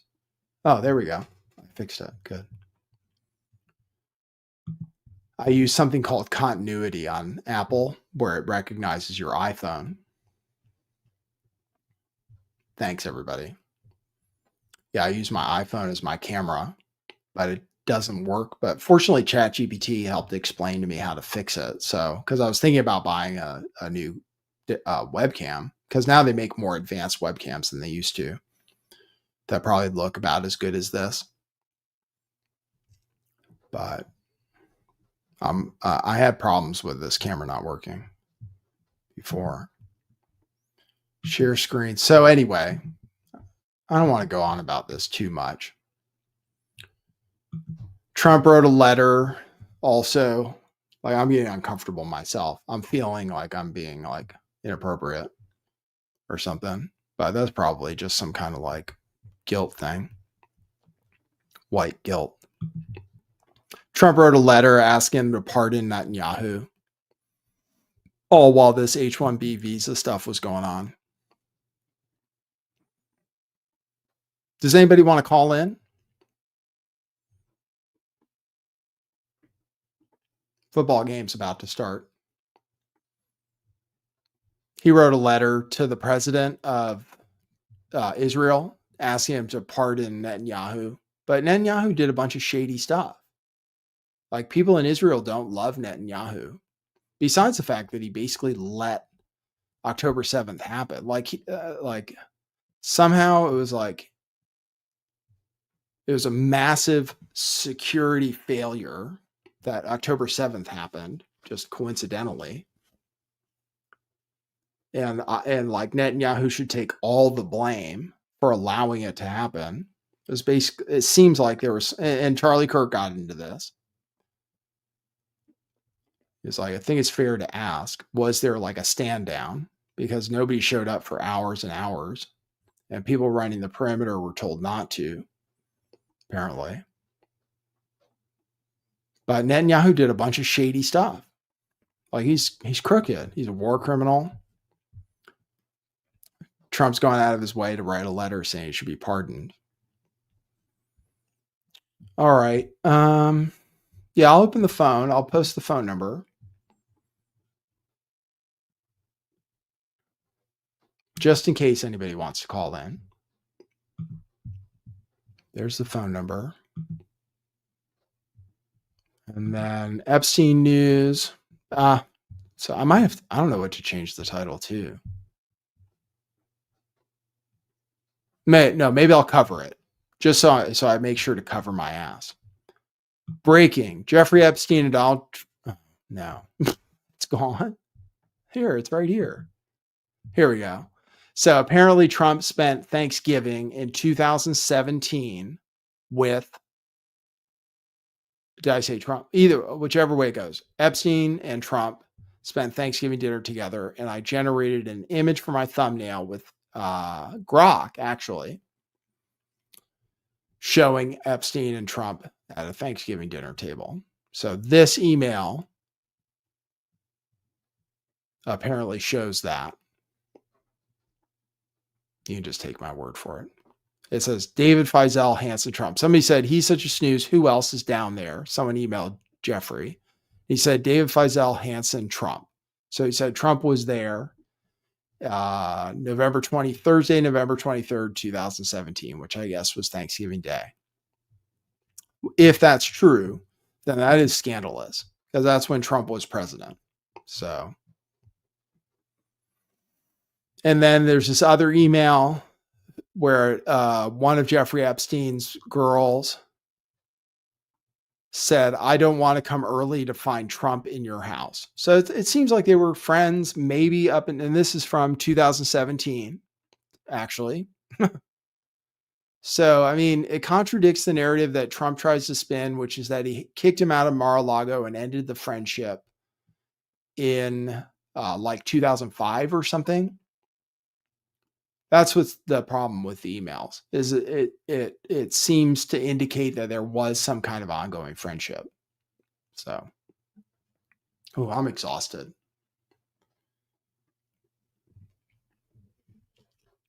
show takes a lot out of me. You can call in though if you want. I'll see if it works. Oops, sound cut out. That's what happens. Okay, so I'll have to stop screen.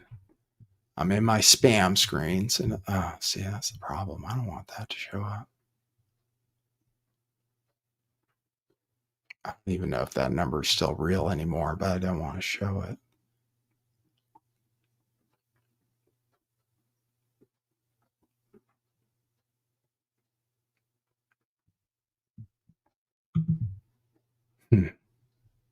Okay, so I have to show another. I have to see if I can make it work. Oh, I was going to show you this. I don't know if this is a threat. I was going to show you this. Let me see if it shows up.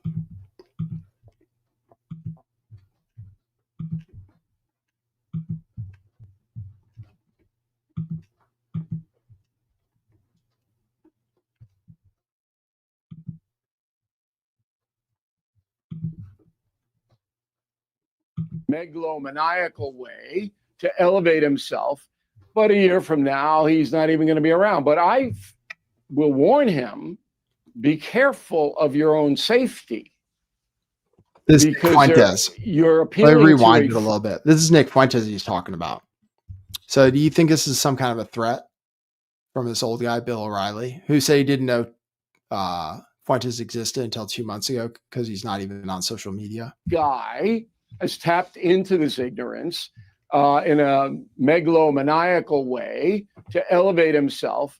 But a year from now, he's not even going to be around. But I will warn him. Really? He's not going to be around in a year? Famous last words, dude. I mean, that's insanity. I think he's just going to go away. Really? That may be what you want. Let me see if I can make this work. Yes. Greetings. You're on the air. Oh, hey. Am I really right now? Okay, I'm watching the thing too. Yeah, I just wanted to thank Lifted Veil, like coming back. Thank you. That's me. I'm sorry, I have a delay. I'm going to turn my TV or the video off. Yes. All right. There we go. No, first of all, I was so amazed to see you back again. I think the last time I saw videos, didn't you do the Isaac Cappy interview? Yes, I did. My biggest show ever, I think. Yeah, totally. It hooked me. I love that you're back. I think it's great timing.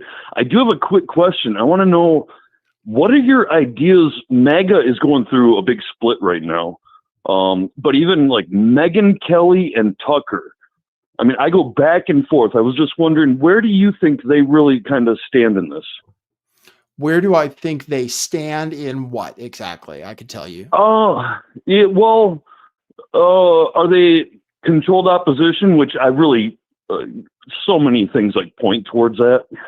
Well, no, I don't believe in that so much. I mean, I think they have their own motives and everything, and they're and they're doing their own thing. As far I still love watching them, but I have that, I don't know. I mean, nowadays, who do you trust? I'm sorry to interrupt. No, that's okay. Megyn Kelly in particular is, I think, like, she generally is different than Tucker, that she's generally pro-Israel, I believe. But she's also friends with Tucker and friendly with Candace.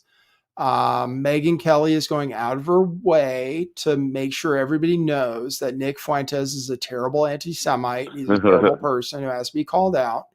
Tucker Carlson, in some ways, is doing the same thing. Like, he's like, hey, I had Nick on in order to tell him that he can't be anti-Semitic. And basically, Tucker is doing this thing where, like, he compared Israel to Nazis that recently, and people, and that was one of the things you're like not allowed to do. Suppose that, that's one of those things that's anti-Semitic no matter what. But like, Tucker's thing is basically like, he's saying that you can't have collective guilt, he calls it. So you can't blame Jews for what Israel does, basically, like, because if you do that, then it's going to lead to like genocide or something eventually. So that's Tucker's position. But then he's critical of Israel because he says that's what they're doing to the Palestinians. He's like, they believe in blood, in collective guilt, and like they're trying to wipe out the Palestinians. They don't care about killing women and children because that's their belief, which is not a Christian belief, basically. So in his own way, he is being critical of Jews in Israel pretty much, but he just doesn't want to, he just like frames it a different way. But both of them go out of their way to say that Nick Fuentes is out of line with his particular views. So controlled opposition. No, I mean, did you see what Tucker just did on chemtrail? I haven't watched it yet. Oh yeah, that's what I go back and forth, and I also have a socialistic roommate that we get into it quite a bit. And again, they kind of pull up, and Tucker has made me kind of, you know, and especially he used to be the old bow tie guy, which I know people change and all that, but you know, he's kind of followed the path. So there's things that I do. I have hope for him. I pray for him like crazy. But nowadays, again, who can you trust? Right. Especially when it's anybody in a political realm, you know, or Hollywood even. Yeah. Well, it's good to try to follow like what their motivation should be based on like where they're getting their money from and stuff. And it seems to me like Tucker's getting his money from his own thing. He's separated from Fox News. So I think that should make him more reliable, hopefully more independent. And you know, he's covering like really hot button topics. Great things. Hell yeah. And the 9/11 thing, at least one of those episodes was really good. I mean, he didn't go all the way with it, but he certainly covered a lot of important stuff with his 9/11 series. And then I'm interested in the chemtrail thing too. So like, I'm, you know, I don't actually like the weird thing is like, I don't actually love his show that much for some reason. Like I'm not engaged by him 100% or Megyn Kelly. Like Megyn Kelly defends Trump in a lot of ways. And I find that like, I find the reflexive defense of Trump, everything he does, to be annoying. Like when people are like single thing, they'll just take the party line and just say, you know, like whether it's this Epstein thing or whatever else, they'll just defend him no matter what. And I find that kind of like ridiculous. But no, like I'm like, I think they're important. I think they're showing where people are at because of the engagement that they get. That people who are more honest about their opinions and are generally getting the bigger audience response now too. So no, I think they're generally good to have in the picture, you know. All right. And I don't know if you have another, I don't want to take up all your time, but I do have a big question. Did you do something on Catholicism?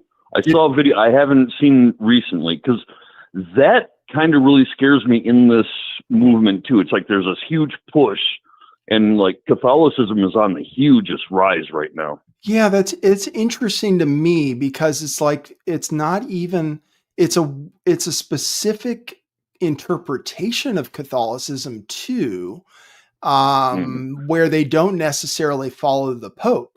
You know what I mean? Like it's their own way of defining it, which is you know, because well, you know, Nick says it's like Catholic. That's the thing to be, is Catholic. But then it's like he's kind of racist and also anti. Oh yeah. And then also like kind of anti-gay, which now the church isn't anymore. So it's an interesting interpretation. I'm Catholic, like by birth. I was baptized and confirmed and stuff, but I don't go to Catholic mass. But yeah, it's interesting. I don't mind there being a resurgence in religion in the sense that it's like beneficial for, like, I don't think anything Jesus said was wrong. So if people follow Jesus in whatever way they want to, I don't think that's a bad thing at all. So. Oh, the real stuff is really good, but you do know the Jesuit order and like their contamination on history, right?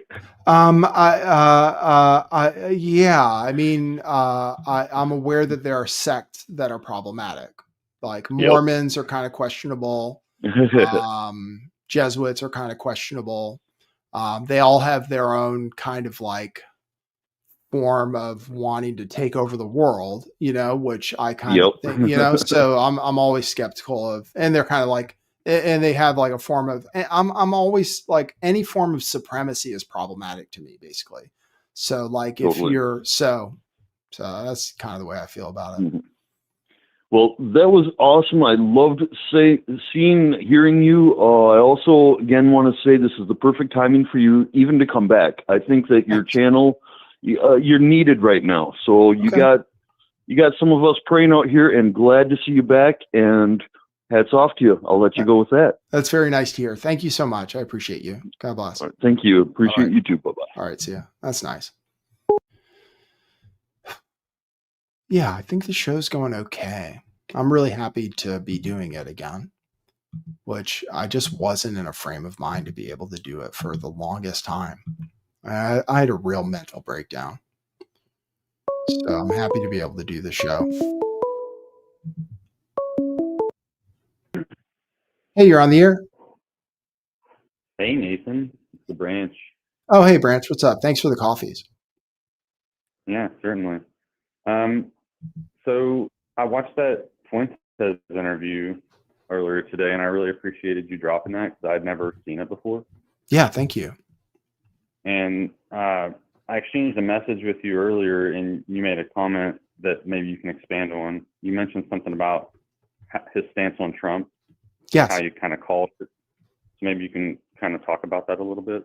Yeah, well, yeah, like basically when Fuentes was ascendant, and I remember him being on YouTube and starting to get a lot of views on YouTube, basically. It was like actually around the same time as Owen Benjamin.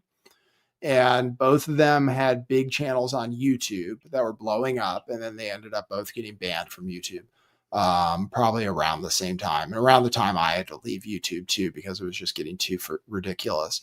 I found it, I wondered if he was being truthful, because basically what happened with Trump, in my opinion, is that people saw that you got lots of engagement if you were a MAGA, if you supported Trump, basically. So a bunch of people like just jumped on the bandwagon, even when I think a bunch of them are like didn't necessarily believe what they were talking about. So I saw a bunch of Trump influencers as just being opportunistic and taking advantage of the algorithm and just supporting Trump because that was the popular and cool thing to do. So what I looked at Fuentes and I saw what he was saying about Israel and then Jewish people too. And I was like, and then the rest of Trump's values, which are that Trump is also like pretty pro homosexual, like pro abortion, basically. Like he's not even really, like he's not Christian in any particular way. And then specifically, I could tell, it was clear even in 2019 that Trump was super, super pro-Israel. And I was like, hey, Nick, do you really support Trump? Because I don't understand why. If like you have considering your stated beliefs, it doesn't make sense that you support Trump. That's all. Like, so I basically pushed him on that.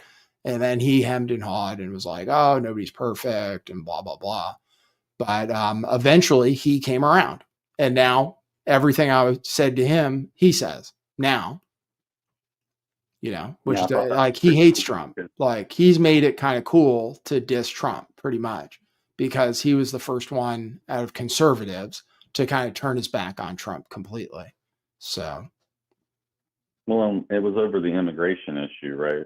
Immigration. Yeah, that was one thing. I even told him about it in 2019. I told him, I was like, hey man, like he's not anti-immigration, So, and now Nick says something different. So, which I just didn't like it, he wasn't being ideologically consistent, supporting Trump because Trump went against his most firmly held beliefs. So that's why I challenged him on it.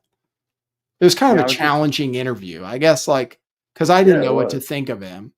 And like, I'm basically a liberal, I'm like owning up to that these days. Like, I'm not a traditional Republican in a lot of ways. Just the Democrats are insane now and they're socialists and stuff. And I'm a libertarian. And that doesn't vibe with me. So I vote Republican.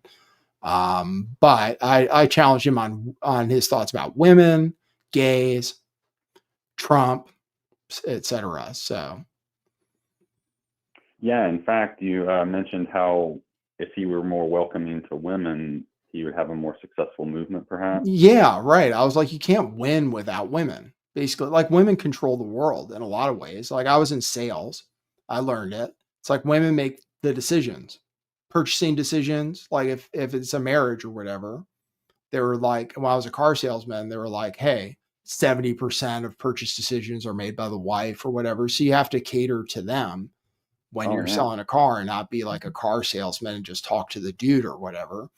So I it's the same with political movements. Like you can't, like without women, you're not ever going to be, you know, mainstream or anything. So I was kind of coaching him on how to be more successful with his movement, like try to be more welcoming to women, because that would help him in the long run. Because right now, I mean, uh, that like he still is a splinter faction in the GOP. It's never going to be the mainstream of the GOP exactly. A lot of kids follow him, but it's always just going to be men if he doesn't, and he's not going to change, I don't think. So Well, he might. I mean, after all, you kind of called it there too. You kind of challenged him on his life experience, yeah, and here he's changed. yeah, like maybe he'll meet a woman who's cool, like you know, like yeah, that's what I told him. I was like, well, just like you've never been in I could tell, like he's never had a girlfriend. Well, He he might always be jokes about a marrying. homosexual. Like he actually may be a homosexual. Like he's different than the Groypers because he didn't challenge me. It was interesting to me listening back to the interview because after the interview, like I remember it was like a period of time when people kept arguing with me about whether homosexuality is a choice or not. And so like Groypers and these Christian fundamentalists and stuff all say it's actually a choice, that it's actually people who are like who are victims of like child abuse or something or like whatever. They would say it is a choice. And I was like, I don't like, I've known coming from my background, which is in like theater and stuff, I knew a bunch of gay people. And like one particular kid I went to college with was brought up Christian. He was like quarterback of his high school and stuff. He like tried to be straight his whole life and like suffered because of it because he was gay the whole time. You know what I mean? It was like, so I kind of in my maybe in some cases I believe it's the result of it maybe it can be the result of abuse that happens and stuff. It can be the result of that. It can be a choice. Like there are some, like nowadays it's like cool to be bi or whatever. So it can be a choice how you pursue it and stuff. But it was my opinion and I like, and that's so I don't know how we got into that subject, but it turned into like a big thing where like I was going to put in the phone calls I got after the show because I got a bunch of phone calls from Groypers, but it was most of them calling me a homo and saying I like to get it in the ass and stuff. And I was like, oh, I don't want to. I was like, I'm going to cut that part out. So, but well, maybe it's you know, the water's making all the frogs gay kind of thing. Because after all, the plastics and everything. Yeah, sure. So Yeah, you never know. feminizing. So there maybe is a weird trend like that. Yeah. And after all, in the rat utopia experiments, when the rats were given everything they needed, inevitably a lot of them became gay. Oh, and really? Just like would sit and clean themselves and then become hyper aggressive and stuff. Oh, really? Interesting. Yeah, I had a teacher I remember distinctly, I had a teacher in Catholic school who told me, he said that like when you put populations of birds together and it became like kind of overcrowded and stuff, that's when the homosexuality appeared. It was like once there are too many of them where they don't need to procreate anymore, that's some of them became gay then. So I don't know how it works. I just know like I Probably don't. It's like I just know that I can't choose it, right? Like I wouldn't be able to choose to be that way. So I don't know how somebody else like you typically you're turned on by what you're turned on by, and it's hard to control that. I think based on my heterosexual experience, but there may be exceptions to that. So.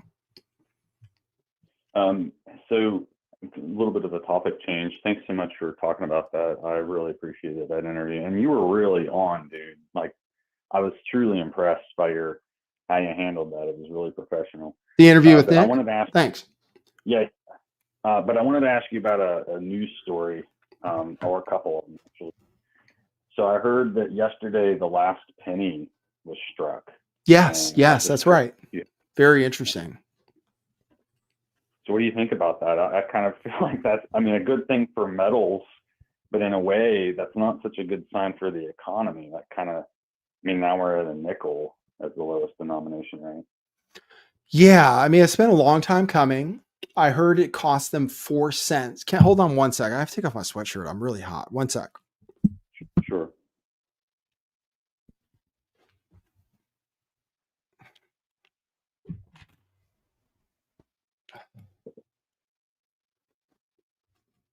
Sorry. It's okay, man. Like sweating. Yeah, well, I heard it cost them like 4 cents. So it like took them way too long to stop doing it. It's cost more than a penny to make a penny this whole time, even though they've changed the metal composition. And so for people, I used to collect coins. So and I had a great collection of like Flying Eagle pennies, which were really early pennies that are really beautiful coins. That I had to sell my whole collection at one point when I went crazy and spent all my money like I do periodically. But they changed the composition of pennies in 1982. So 1982 and earlier, I believe it's 90% copper. So you want to look for those and hold on to them if you want to, because they're worth like 3 cents each. I think if you take it to a coin shop, I think they'll buy them from you cool. for at least 2 cents, maybe 3 cents. So those are worth holding on to. I even saw a post from this guy who was like, "Oh, I just bought $500,000 in nickels," he said, as an investment. And I'm just going to hold on to them because he thinks those are going to go up in value. So eventually, that's what happens. And if you find a it's just like when they changed our coins in 1964. 1964 is the last year for silver coins, dimes, quarters, half dollars. And then they stopped making silver dollars, of course. But a dime from that's 1964 and earlier is worth like $4 or something right now. So I mean that it's a very good way to explain inflation. To say, exactly. You know what I mean? Like people used to be paid, if like I was talking about this the other day, minimum wage might have been $1 or something, but actually in silver money, if you were paid in quarters or something, that's worth like $30 or $40 now.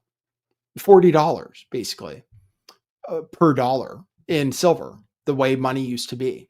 And the founders said that money should only be silver and gold. And we don't follow the Constitution. The Constitution says money should only be silver and gold. And we changed that in 1971 and like that. And as far as cost of living crisis and everything else, it all goes back to that. I mean, when we changed the money, things started to go downhill, and then feminism came around, and then both people had to work, and like the family got destroyed and all that. I mean, it all goes back to our money. So the fact that pennies are gone makes sense. They call it because even a current penny, even though it's mostly zinc, still is worth more than a penny probably if you melt it down. And it's just going to go up in value. So people are going to pull them out of circulation, hold on to them, and they'll go up in value the same way they did with silver coins back when they changed those. So, yeah, I mean, eventually dollar bills will be obsolete. Right. So and, just a matter of time.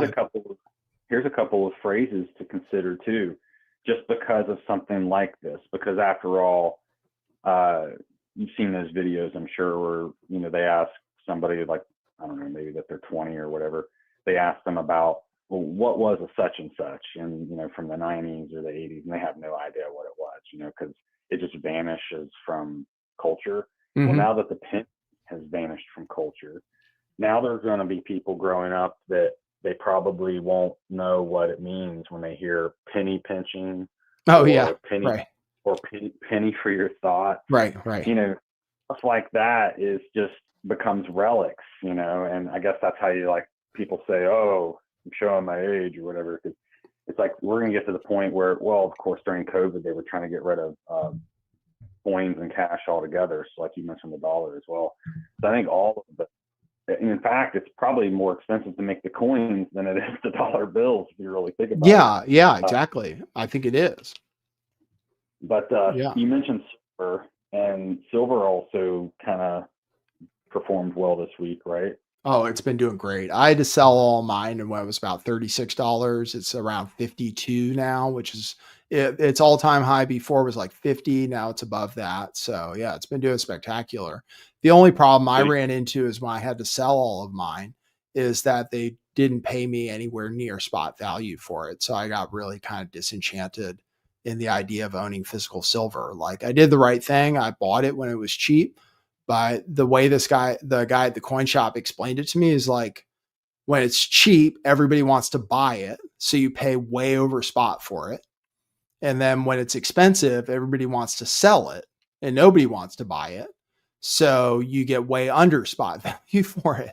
So I was like, oh, that's not that great, So Either I way, really you're now I believe in owning synthetic gold, which I don't think you can own synthetic silver. I don't think there is a spot ticker or anything for synthetic silver, but you can get synthetic gold. So I actually got some crypto. There's a cryptocurrency called Paxos Gold, PaxG, which is apparently backed by physical gold, apparently, and it's audited and everything. So it seems legit.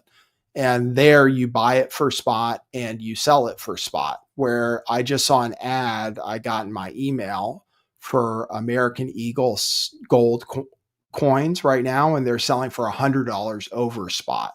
So that's the way that's the problem with the physical, in addition to the problem with storing it safely and all that stuff, is that you pay over spot and you sell for under spot. So like you kind of the spread is always going to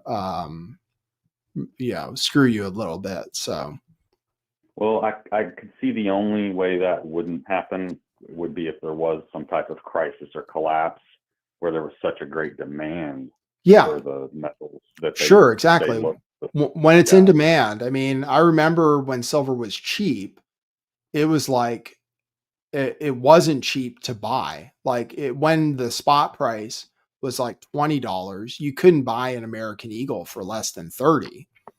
So it was like so yeah, when the demand goes up, then the real world price goes up, more than spot values. So yeah, and then like there were places offering to buy it for like $6 over spot or whatever. So So do you think there's any possible connection between the silver market right now and what happened with the penny? Like, is it possible they're kind of connected? yeah, I mean everything basically. I mean the way it works with inflation is everything real and scarce. Everything scarce and valuable, it goes up in value. So whether that be real estate, food, or metals. Like I have a few uranium stocks. Like I have those because I think nuclear power is going to come back. And actually they've done really well since I bought them, but have gone down recently with the stock market going down. So I guess they're still susceptible to market forces to some extent. But okay, hold on one sec. No comments. Why does it say that? Everyone. Oh, that's what I fucked up on the last one. Oh, okay. That's why nobody got my last podcast. Because I sent it to paid subscribers only. Sorry, I'm doing something else right now too. But yeah, I mean physical things that are limited and scarce. And like when I was collecting coins, like American money coins are like, that's the thing to have, like old American coins. If you can buy them, they're a pretty good investment because they're never going to make more. Yeah. There's a limited amount of them, and then the higher the condition it is, the more scarce it is. And so like coin collecting is kind of a cool inflation proof kind of thing to do because, no matter, it's kind of like Pokemon cards too, like all that stuff. People investing in Pokemon cards. Watches were really big for a while because those are scarce and limited. So those were going up in value. But I think that's more of a trend thing. So I don't know if that's like cars. Exotic cars were ridiculous for a long time. Art has been ridiculous for a long time. All these things rich people can invest in have done really well. These things that are scarce and in demand. But the thing you can't control is when things go out of demand. So, like when things aren't good, I don't think people care about Picassos, when you're in a depression or something. But they might care about gold still. Or an NFT, right? Yeah, fucking NFTs. God damn. I was so into those. But speaking of which, how's your fat doing? Terrible. I had to sell all of it at a huge loss. Oh, okay. Or did you adopt any new things, or do you still have Solana or anything? I sold all my Solana, fortunately, before the crash. It's the thing is like I'm not in good financial condition, so like I have to sell periodically. And like it seems like the economy is not doing so great, and I kind of saw the writing on the wall, so I sold all my Solana to just make sure that if it went down further, I would have the cash banked. And I sold a lot of Bitcoin too, higher than it is now, so it seems like a good decision so far. And I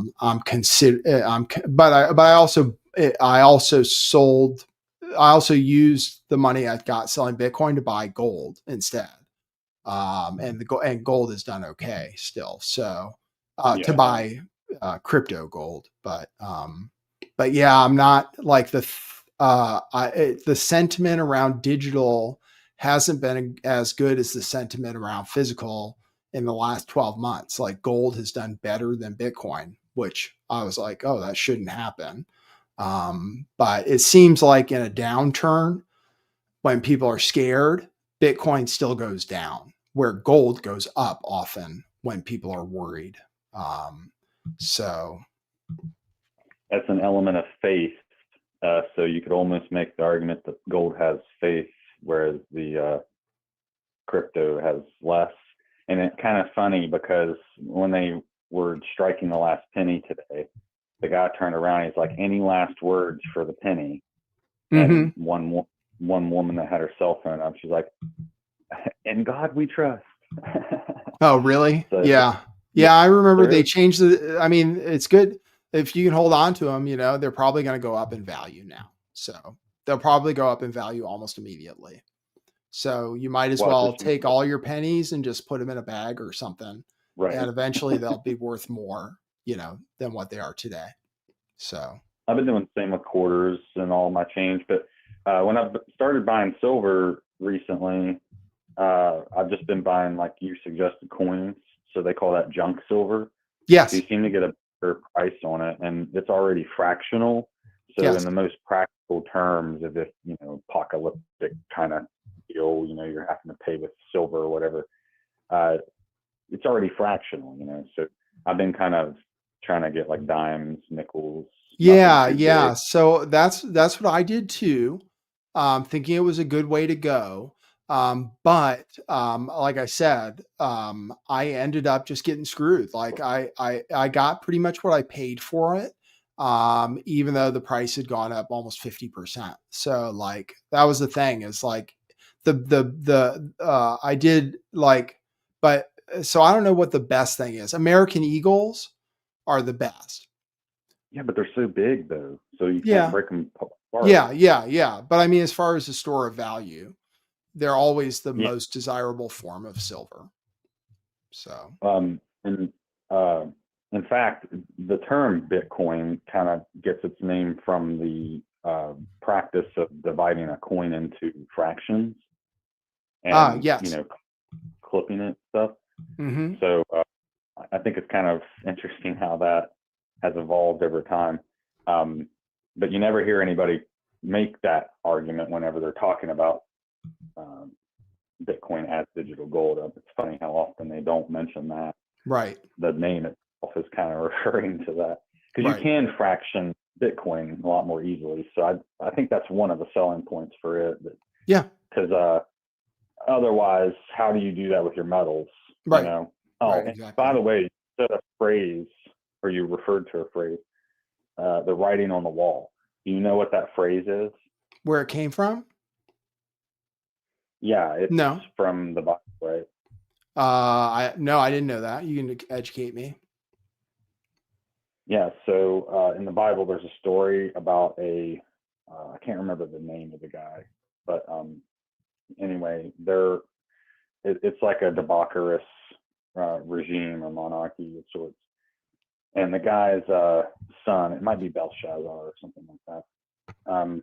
They're partying with the vessels from the temple, the golden vessels and such, and getting drunk on the wine and stuff like that. And the hand of God appears and writes on the wall. Oh, interesting. Okay. Many tekel uparsin, which means you have been weighed and measured and found wanting. Okay. Interesting. Set scales. So as we're talking about metals and stuff, you used that very appropriately. I think that was pretty cool. You're like, I see the weights and measures on the wall. Which I read today also that I think it's 146 pennies is the measure for a pound. And so, a lot of times when you see these old scales, they'll have weights and measures that accompany them. Mm-hmm. And, everything was calibrated to a standard, and the king of the land or whoever the emperor was, or whatever, that was part of their job, was to set the standard for measurements, money, and so forth. So, as we've left Libra, I think it's kind of interesting that we're seeing the metal markets flux as we're going through Libra, because Libra is really, that's what Libra is. It's a weighing scale, Right. Very interesting. And I had one more story here. I heard that the government shutdown has finally been resolved, but they snuck a bill into the spending bill, which is, of course, dirty pool, because normally a bill has to go through committees and so on and so forth. But they attached it to this bill, or the spending bill rather, where they banned CBD. Yeah, no, it's not that. Well, they limited the amount of total THC, including Delta 8 and other forms of THC. It was originally only Delta 9, I think. And they limited to such an amount that even what is currently legal CBD would also fall under it. That's what they said. Yeah. Yeah. Yeah. Virtually everything out. There's not a plant in existence. That's what they said. They said it's 95% of all hemp would be illegal now. So they're hoping they can change it, because it doesn't go into effect for a year or something. Hemp farmers are hoping they can change it, but it's a big industry, so they might have some pull to change it before it goes into effect. We'll see. I heard Rand Paul speaking out about it. So he's the only politician I heard mention it. Yeah.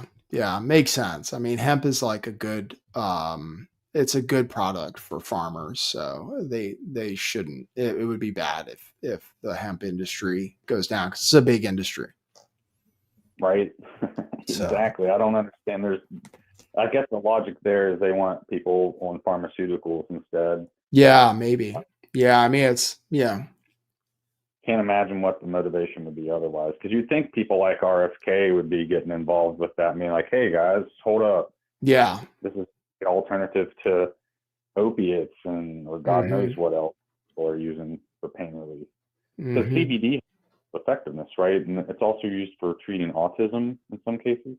Haven't heard that, but heard a lot of different things. Yeah, you see different things about cannabis. Like I've now had an experience with using too much cannabis that I think was bad. So now I see Well, but why that's people are cannabis, worried that's about it. not CBD.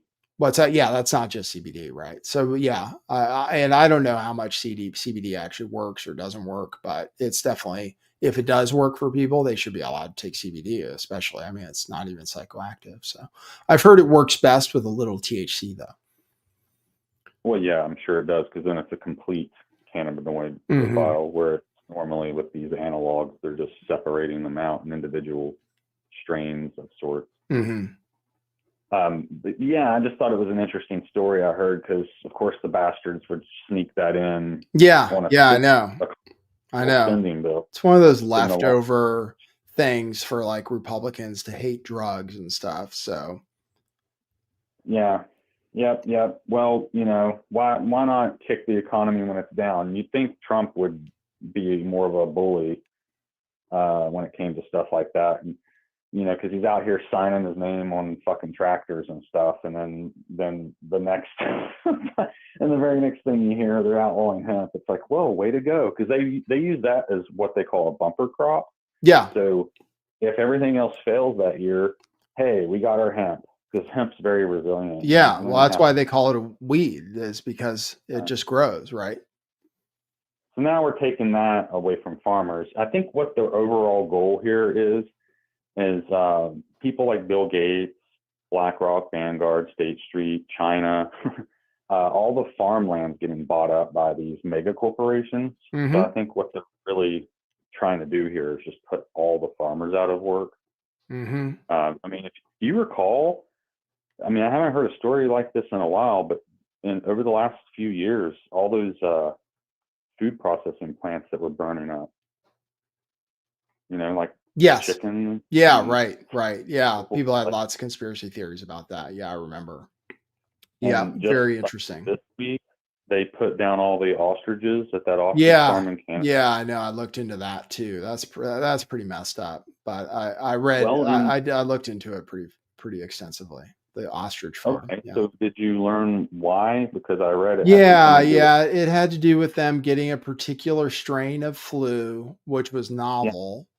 And there was an order to put them down like a year ago or something. And then they said the farm, they were like, no, now they seem to have overcome it. They said there was maybe something in the eggs that destroyed that virus. And they tried to claim that it could be used for research. But they weren't a part yet of any official like medical research or peer reviewed research. So they ended up deciding to kill him anyway, basically.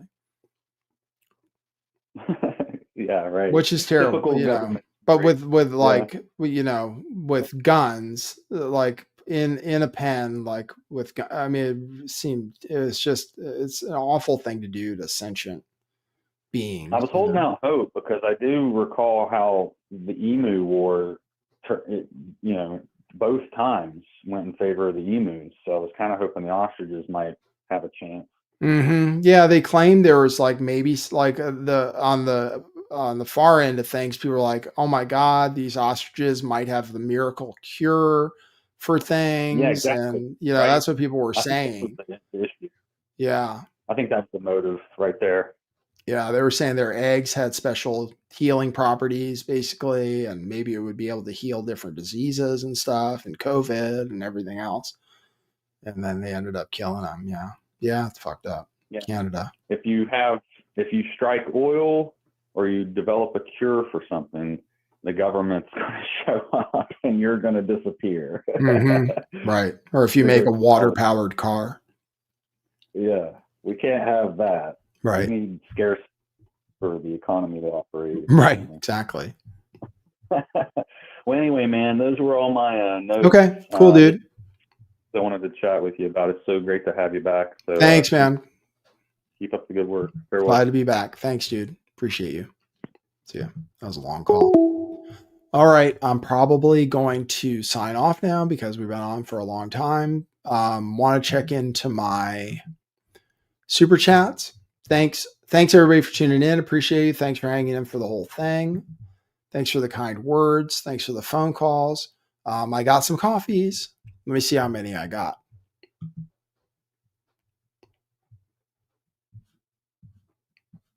Okay. I'll show you the coffee screen so people have their recognition. Pete bought a coffee, said, glad to see you back, man. I found your show in 2017. I was off work with a surgery, and here we are again, another surgery. Hope you're doing great. Well, hope you're doing great too, Pete. Sorry you had surgery.